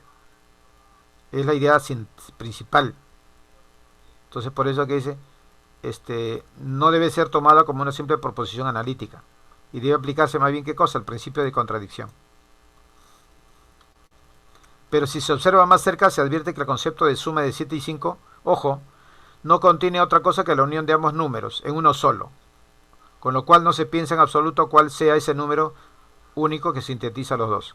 Yo sé que 7 más 5 siempre va a ser un número mayor, ¿sí o no? Ahí dice, se advierte que la suma no es otra cosa que la unión de ambos números. Y la unión de ambos números es un número mayor que 7 más 5, ¿sí o no? Y ese es uno solo. Pero no sabemos qué es 12, ¿eh? Simplemente sí estamos segurísimos que 7 más 5 es mayor que cualquiera de los dos números. Es mayor sí o sí. Sabemos que es uno solo. O sea, todavía no conocemos el 12. Pero sí ya advertimos que va a haber un 12. Que pudo haber sido un 13, un 14, eso no importa. Pero es mayor que 5 más 7. El concepto de 12 no está todavía pensado en modo alguno al pensar que yo simplemente he dicho unión de 7 y 5. Ojo, el concepto 12 no está todavía pensado, claro. Yo pienso la unión de 7 y 5, pero de repente como no sé la respuesta, yo sé sí que su suma va a ser 12 o va a ser mayor que 7 y 5, eso sí estoy seguro, pero no sé qué número será, tendría que contarlo.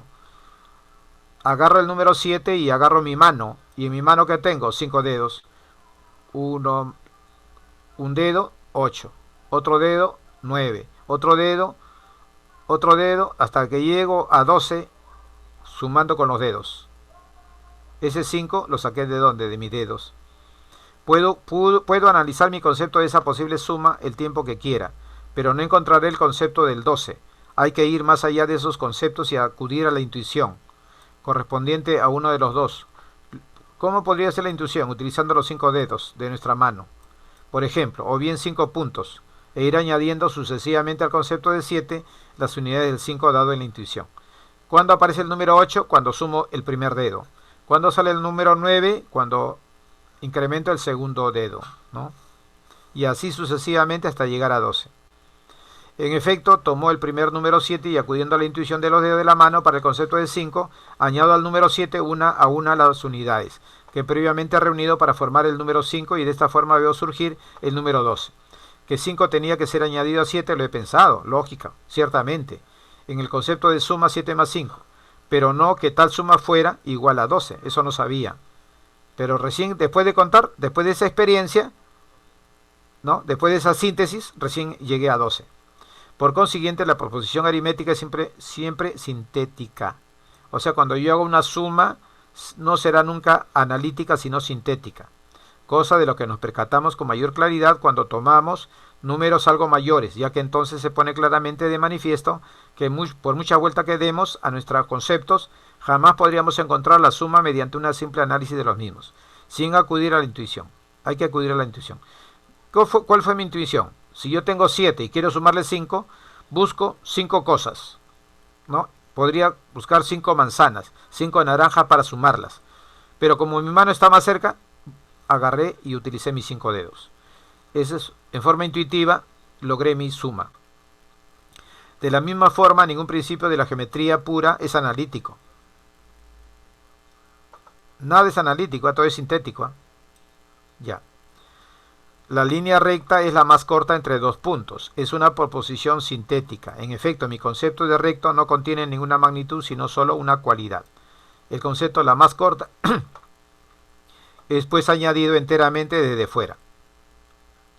Ningún análisis puede extraerlo del concepto de línea recta. Hay que acudir pues a la intuición, único factor por medio de la cual es posible la síntesis. Intuición va de la mano de la síntesis, acuérdate, y cuando hablamos de la matemática, no se aplica lo analítico, sino lo sintético. Pregunta 1. El tema central hace referencia a qué cosa? A la matemática, a que la matemática es sintética. ¿Y en dónde lo aplicó? En 5,7 y en los dos puntos de la línea recta. Entonces sería la 1, la C. Los juicios sintéticos, dice que la matemática es sintética.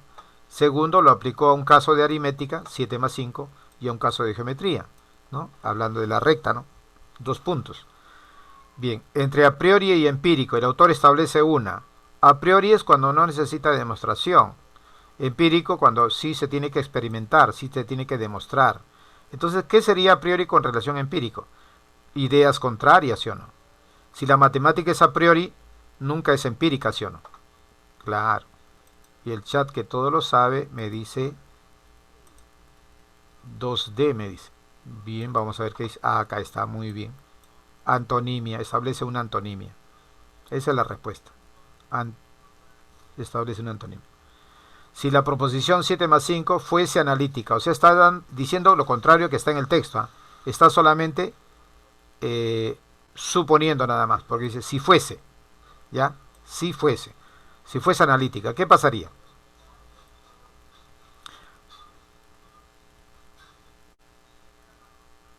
Entonces yo no necesitaría buscar el 12, porque ya lo tengo, pues. No es que es analítico, empiezo de la idea más grande, y la idea más grande no era 12, estaría presente en el 7 más 5, ¿sí o no? Si fuese analítica, pero como no es analítica, el 12 no lo conozco cuando dice 7 más 5. ¿Cuándo lo conozco? Cuando recién hago el proceso de demostración de sumar 7 más mis deditos. Recién ahí aparece. Qué hermosa la matemática, qué hermosa la matemática. Ya vamos. La 4. La respuesta entonces marcamos la A. El término intuición puede ser reemplazado por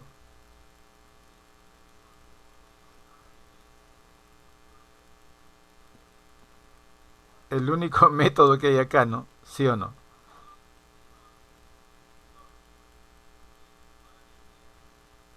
¿Ya cuál marco? Imagen, recuerdo, memoria, deducción. Intuición. ¿Qué se te ocurre? La idea, pues, ¿no? La intuición es la idea, ¿no? Intuición es la idea. Te creas algo que no existe. Respuesta, imagen. La intuición sería reemplazado por imagen. Lo que tú te imaginas. ¿Cómo te imaginas sumar 7 más 5? Buscando 5 objetos. ¿Sí o no? Y el objeto más cercano pueden ser manzanas, pero el más cercano de todos, sí o sí, son los dedos. Aplico sumando mis dedos. De acuerdo con el autor es incompatible. Mira, te pide el incompatible. O sea, quien contradice al texto. ¿Eh? ¿Quién de ellos contradice al texto? ¿Quién de ellos contradice al texto?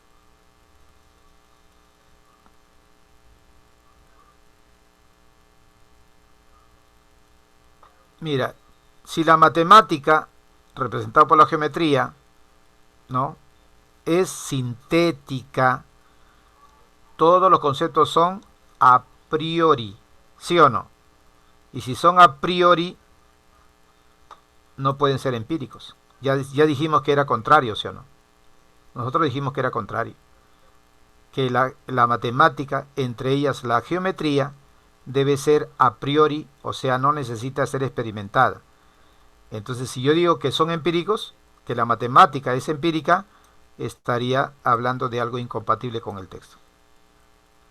Entonces marcamos la B. Vamos a la 6, ¿ya? En la 6 dice, si 7 más 5 igual a 12 es un enunciado a priori, o sea, matemático, y el concepto 12 surgió en la síntesis por la intuición, podemos inferir que este juicio, ¿cómo es?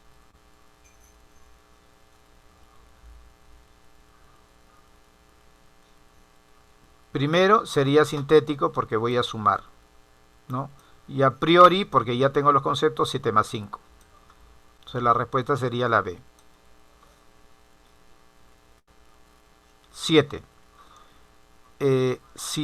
Si todos los juicios geométricos fueran analíticos, o se está suponiendo nada más, si fueran, esa es una suposición.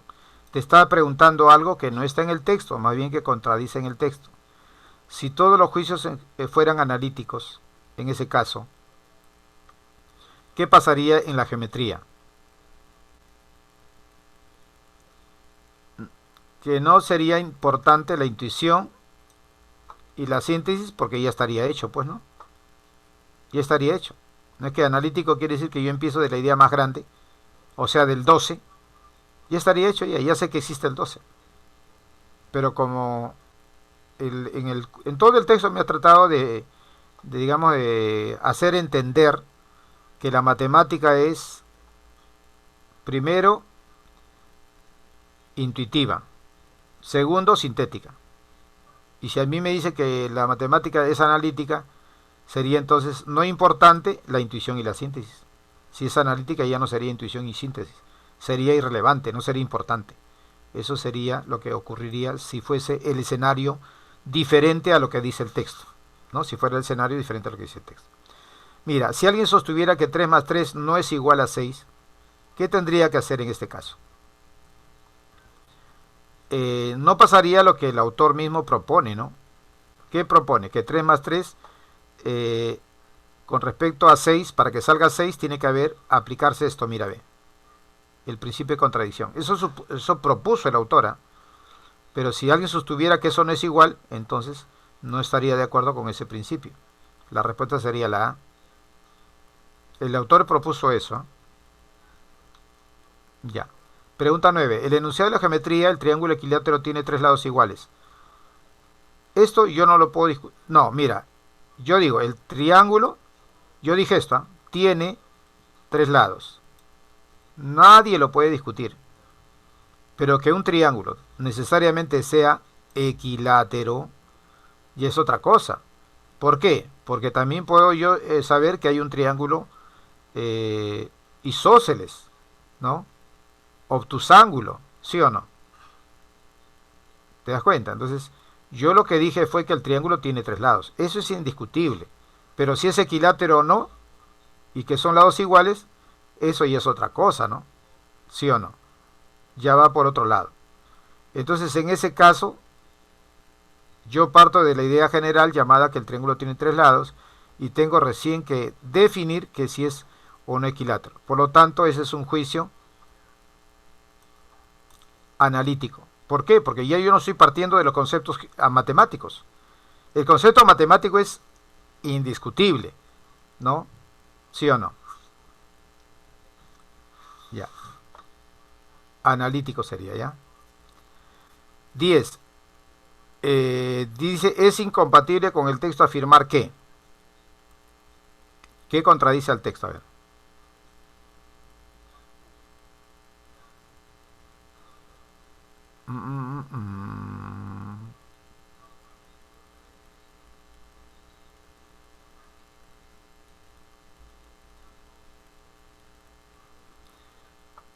Los juicios de la matemática pura son contingentes. Contingente quiere decir supuestos.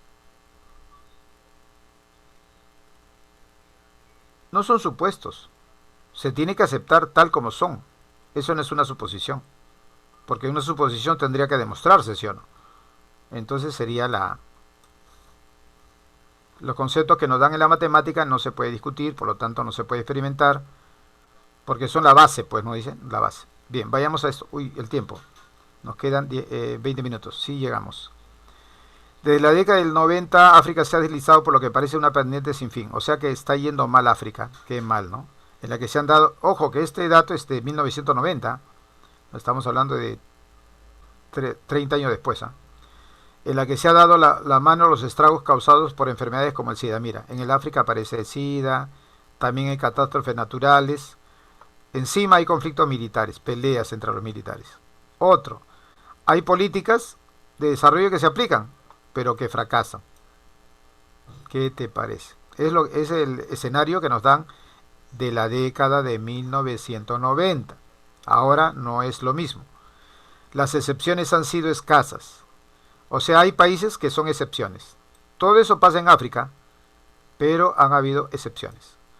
¿Cuál puede ser la excepción? Se puede destacar la República de Sudáfrica. O sea, es un país dentro de África que ya no pasa lo mismo que a todos de lo que dice acá, ¿no? Conflictos militares, no pasa eso. Gracias al liderazgo de Nelson Mandela. ¿Quién es ese negro? Elegido presidente en el año 94, que puso fin al apartheid. ¿Qué es el apartheid? Es que los blancos y negros tienen que vivir apartados. O sea, es un caso de discriminación. Si hay colegios para blancos y colegios para negros. Así era Sudáfrica antes de Nelson Mandela, ¿no? Y en el carro no podía subir un negro donde hay blancos. Y si subía, tenían que estar apartados. O sea, al último lugar, ¿no? Era, como se dice, un asiento especial solo para negros. Así como hay en los carros actualmente, ¿cómo se llaman esos? Asientos reservados, ¿sí o no? Así como hay asientos reservados donde nadie más puede sentarse, solo ellos. En este caso está adelante, ¿no? Pero en el apartheid, en el ómnibus, estaba atrás. Ya. O sea, cuando se puso fin al apartheid, Nelson Mandela en el año 94 puso fin al apartheid y a la segregación racial practicada por la minoría blanca. ¿Qué quiere decir? Que en Sudáfrica habían blancos, pero constituían una minoría. ¿De acuerdo? Sin embargo, en otras regiones del continente africano han abundado los conflictos. En otros países sí, en Sudáfrica no, donde Mandela no.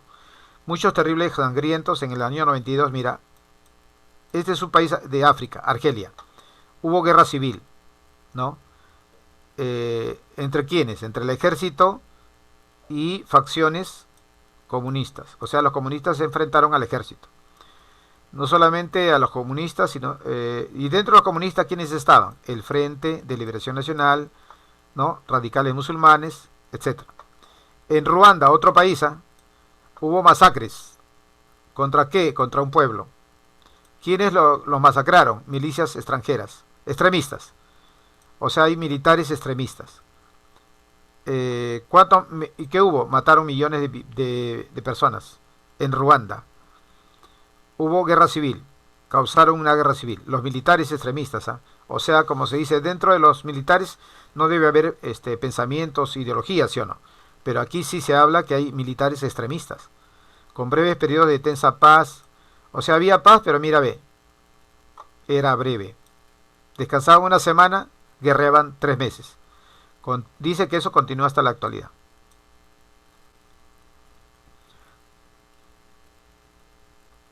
Conclusión.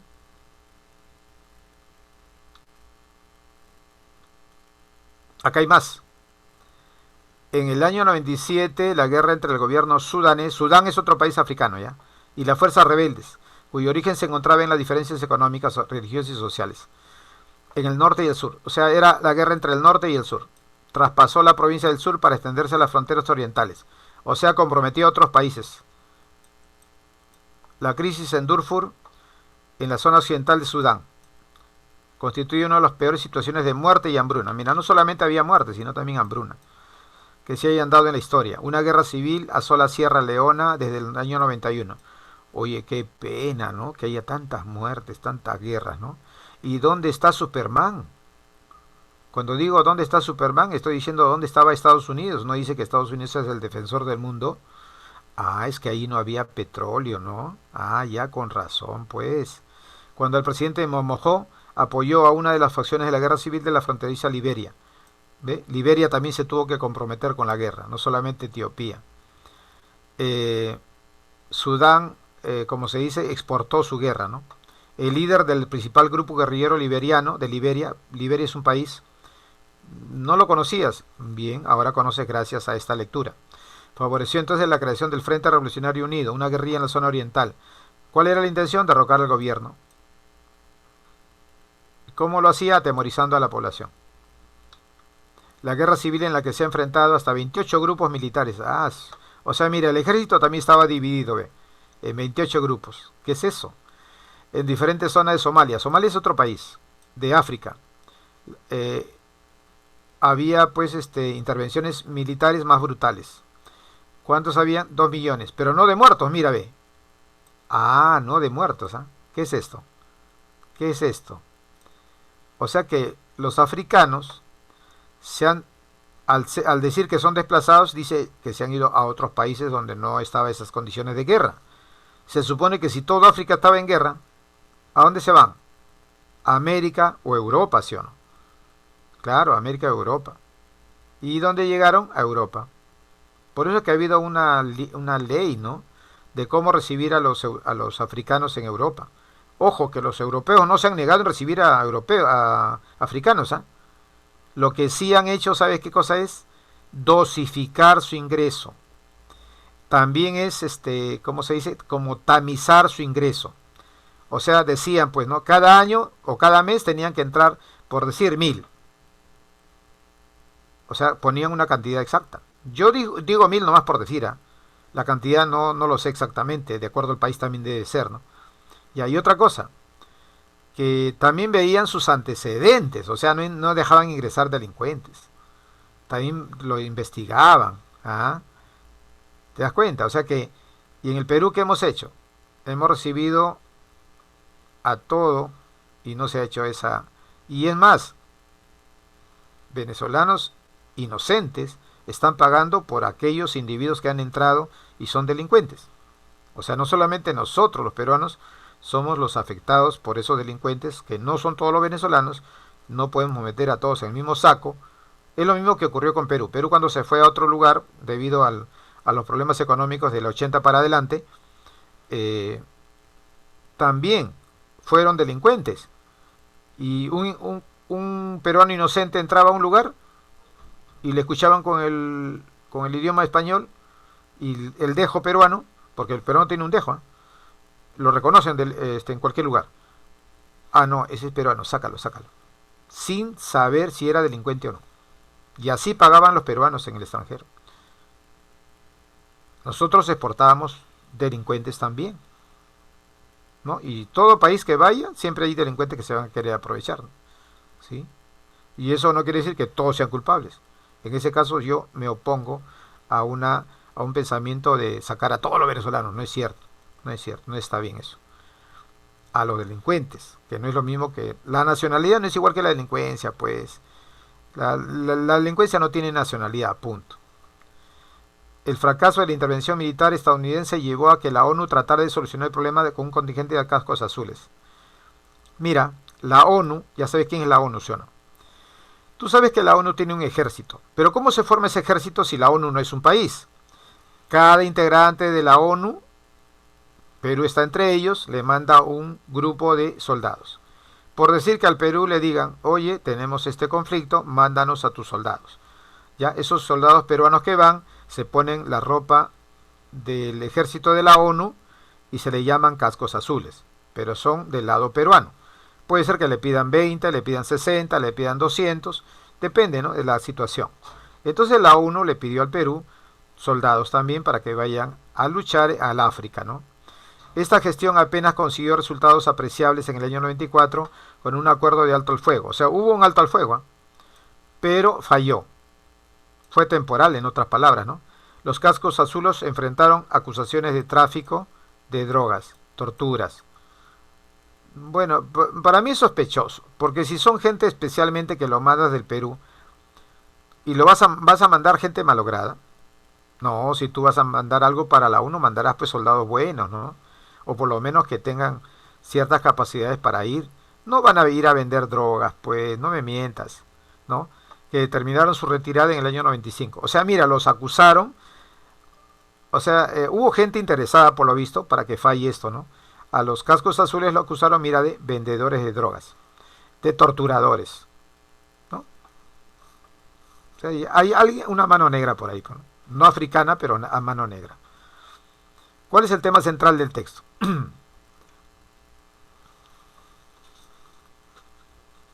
¿Cuál es el tema central del texto? A ver, ¿tú qué dices?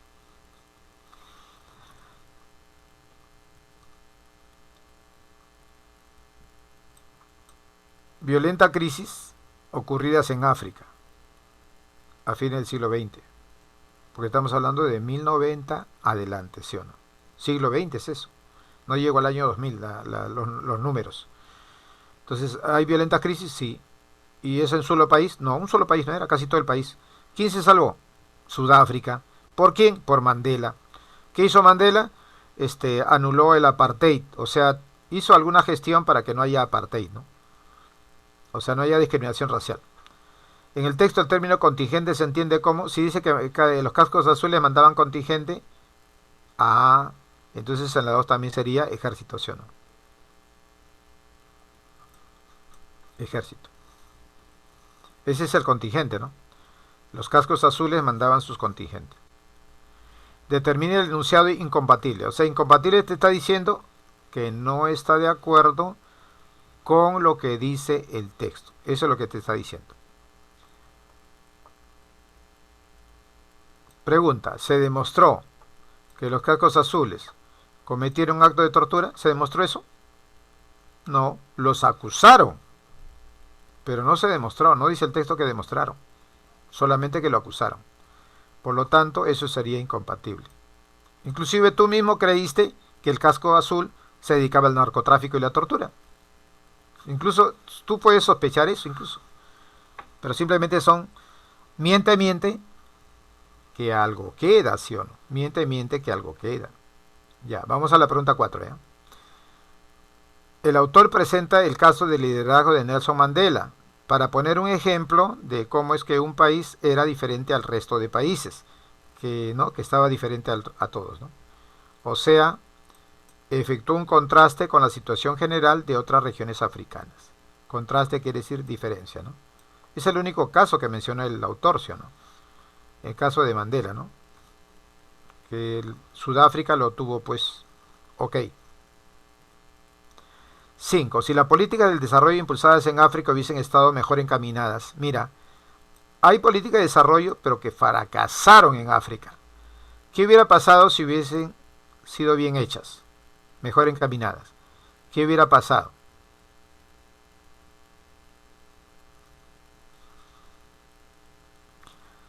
África sería otra cosa. Porque básicamente, por esos fracasos, ya sea militar y ya sea política de desarrollo, es que África estaba hecho un polvorín, ¿no? Otro sería la figura, ¿no? El panorama sobre el continente africano sería más prometedor, claro, porque cuando hay un desarrollo, ojo, hay una mejora en el país, claro, claro, hay una mejora. Todos los países mejoran así, con el desarrollo.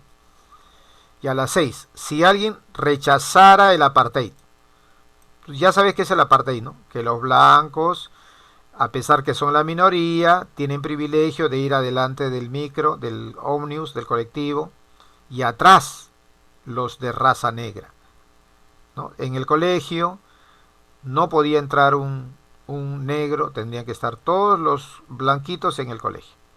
El negro, si quería estudiar, en otro. No podían aprender lo mismo, pues, ¿no? Al apartheid llegaba, no solamente que no quería que aprendan, sino también que no les simpatizaba estar al lado de un negro. Así lo veían, ¿no? Ya. Vamos, entonces en la 6, ¿qué marcaría si alguien rechazara el apartheid?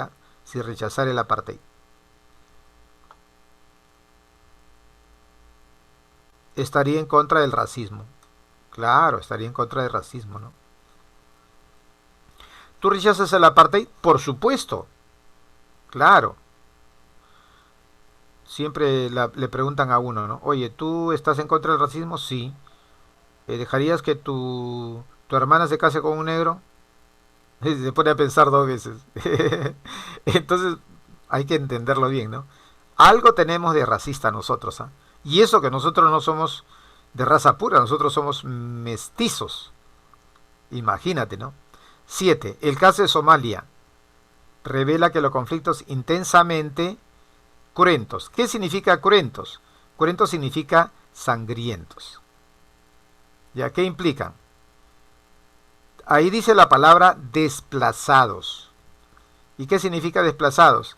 Que se iban a otro país huyendo de la situación de su país. Eso sería desplazamiento.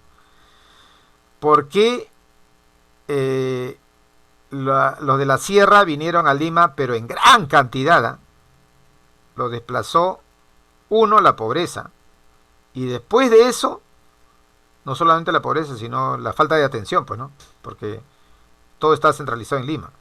Y la segunda fue la que vino en el año 80, el terrorismo. También, como había muertes, se vinieron a Lima, ¿no? Bueno, esa es otra de las razones. Migraciones masivas sería. Desplazamiento, migraciones masivas. Eso implica. Vamos, ahora vamos a hablar de la papa. Más de 3.000 especies de papa peruano-boliviana. Perú y Bolivia, así es. La papa es una planta originaria de los Andes. Los procesos de domesticación y procesamiento artesanal de su cultivo fueron realizados por los primeros pobladores horticultores. O sea, mira, en América los primeros ciudadanos artesanalmente cultivaban la papa. Cuando dice artesanalmente quiere decir con sus propias manos, no utilizaban maquinarias, ¿no? Utilizaban una especie de las famosas chaquitagias, que eran para abrir la tierra, ¿no? Y luego por sus culturas prehispánicas, constituyendo la base de su dieta alimenticia. Prehispánico quiere decir antes de la llegada de los españoles, ¿ah? Era la base de la dieta alimenticia. O sea, el peruano papeaba, pues, ¿no? Eso es lo que se llama papear. Este pechito come papa, etcétera, ¿no? Además jugó un papel significativo en la tradición y costumbre de los antiguos pobladores de los Andes. El Perú es el principal centro de origen de la papa nativa. Ojo, dice el principal centro de origen, ¿eh? No dice que el Perú sea el único.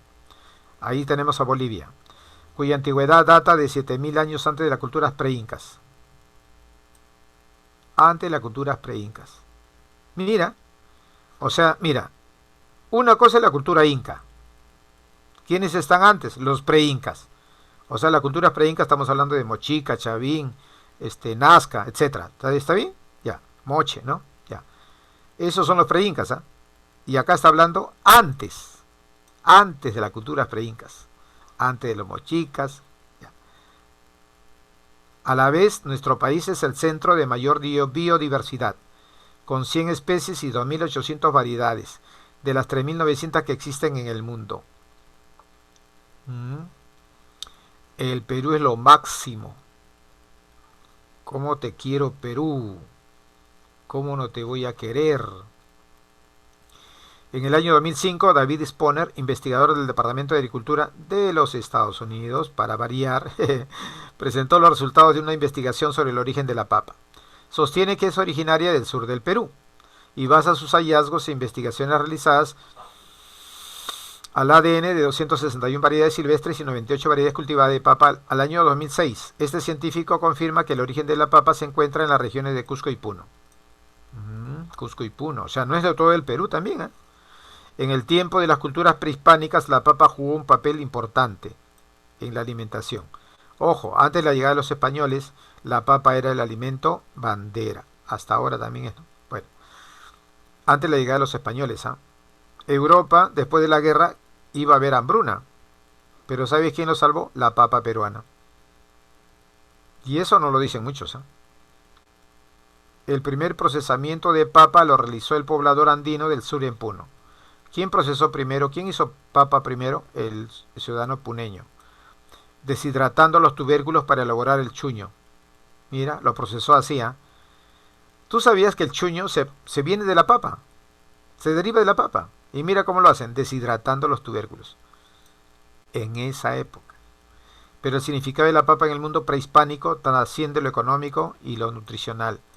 O sea, aparte de que ganaban dinero, no dinero, sino el trueque, pues, ¿no? Y nutricional también, para convertirse en un elemento que explica la cosmovisión andina. ¿no? Y el desarrollo de la sociedad. O sea, eso también explica cómo pensamos nosotros de nuestra vida, la cosmovisión andina como era. ¿Quién te da la papa? La tierra. ¿A quién vas a adorar? A la tierra. ¿Gracias a quién se desarrolla la papa en la tierra?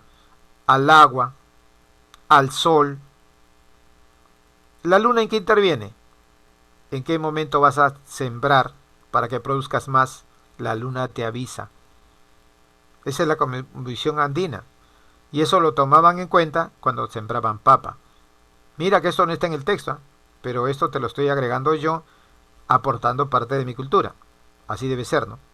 En tiempos prehispánicos, la presencia del tubérculo era tan fuerte en la vida cotidiana que entre las unidades de tiempo que se empleaban había una que equivalía a la duración de la cocción de una olla de papas. ¿Cuánto tiempo demora la cocción de las papas? Si tú me dices 10 minutos, 15 minutos, 20 minutos, muy bien. Ellos ya lo sabían. Y eso que no tenían reloj, ya sabían el tiempo de cocción. Pregunta 1. Básicamente, el autor del texto trata sobre qué cosa.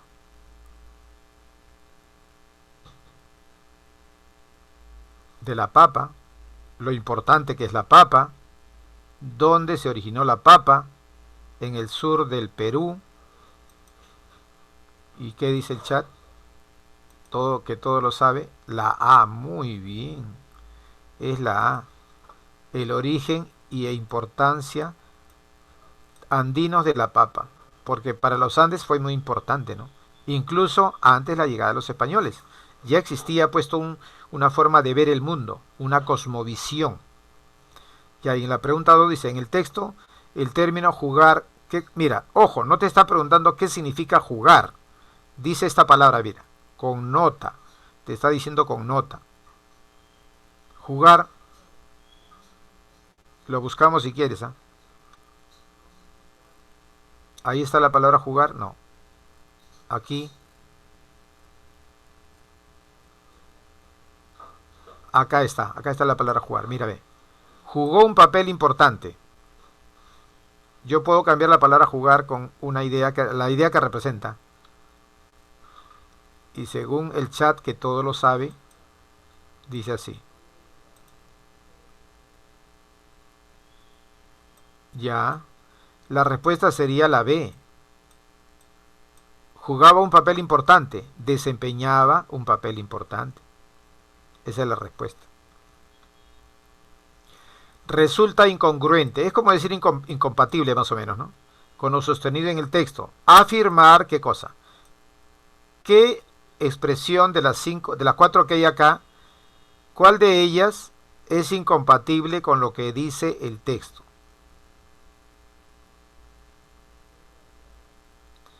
Que el sentido de la papa carece de relación con la cosmovisión andina. No, la papa era uno de los elementos que le daba una cosmovisión al mundo andino. Eso es verdad, pero acá dice que carece. Por lo tanto, si dice que carece, está contradiciendo una idea del texto y por lo tanto es una incompatibilidad o también incongruencia, que es lo mismo, El tiempo. Uy, nos pasamos. Ya, la respuesta de la 4 sería avión. Contribuyó al desarrollo cultural prehispánico. Y el número 5 sería la alternativa D. Dice, si el significado de la papa solo se restringiera a lo económico y nutricional, la respuesta sería, su vínculo con el desarrollo cultural sería relativo, ¿no es cierto? Ojo, si solo se restringiera a lo económico y nutricional. No, el texto te avisa que fue para tener una cosmovisión también la papa. No se quedó en lo económico y nutritivo. También cómo veías al mundo. La papa era un elemento que ayudaba a tener una cosmovisión del mundo, o sea, una forma de ver el mundo, ¿ya? Entonces en la 5 sería dedo. Su vínculo con el acervo cultural andino sería relativo, si es que ocurriera eso, ¿no? Si se restringiera a lo económico y nutricional. Solamente eso. Bien, chicos. De esta manera hemos culminado. Ya son las 10:05 todavía. Bueno, ya sé que ustedes están en recreo hace tiempo. Qué chistoso que soy. Ya nos vemos, chicos. Nos vemos, campeones. Gracias, gracias.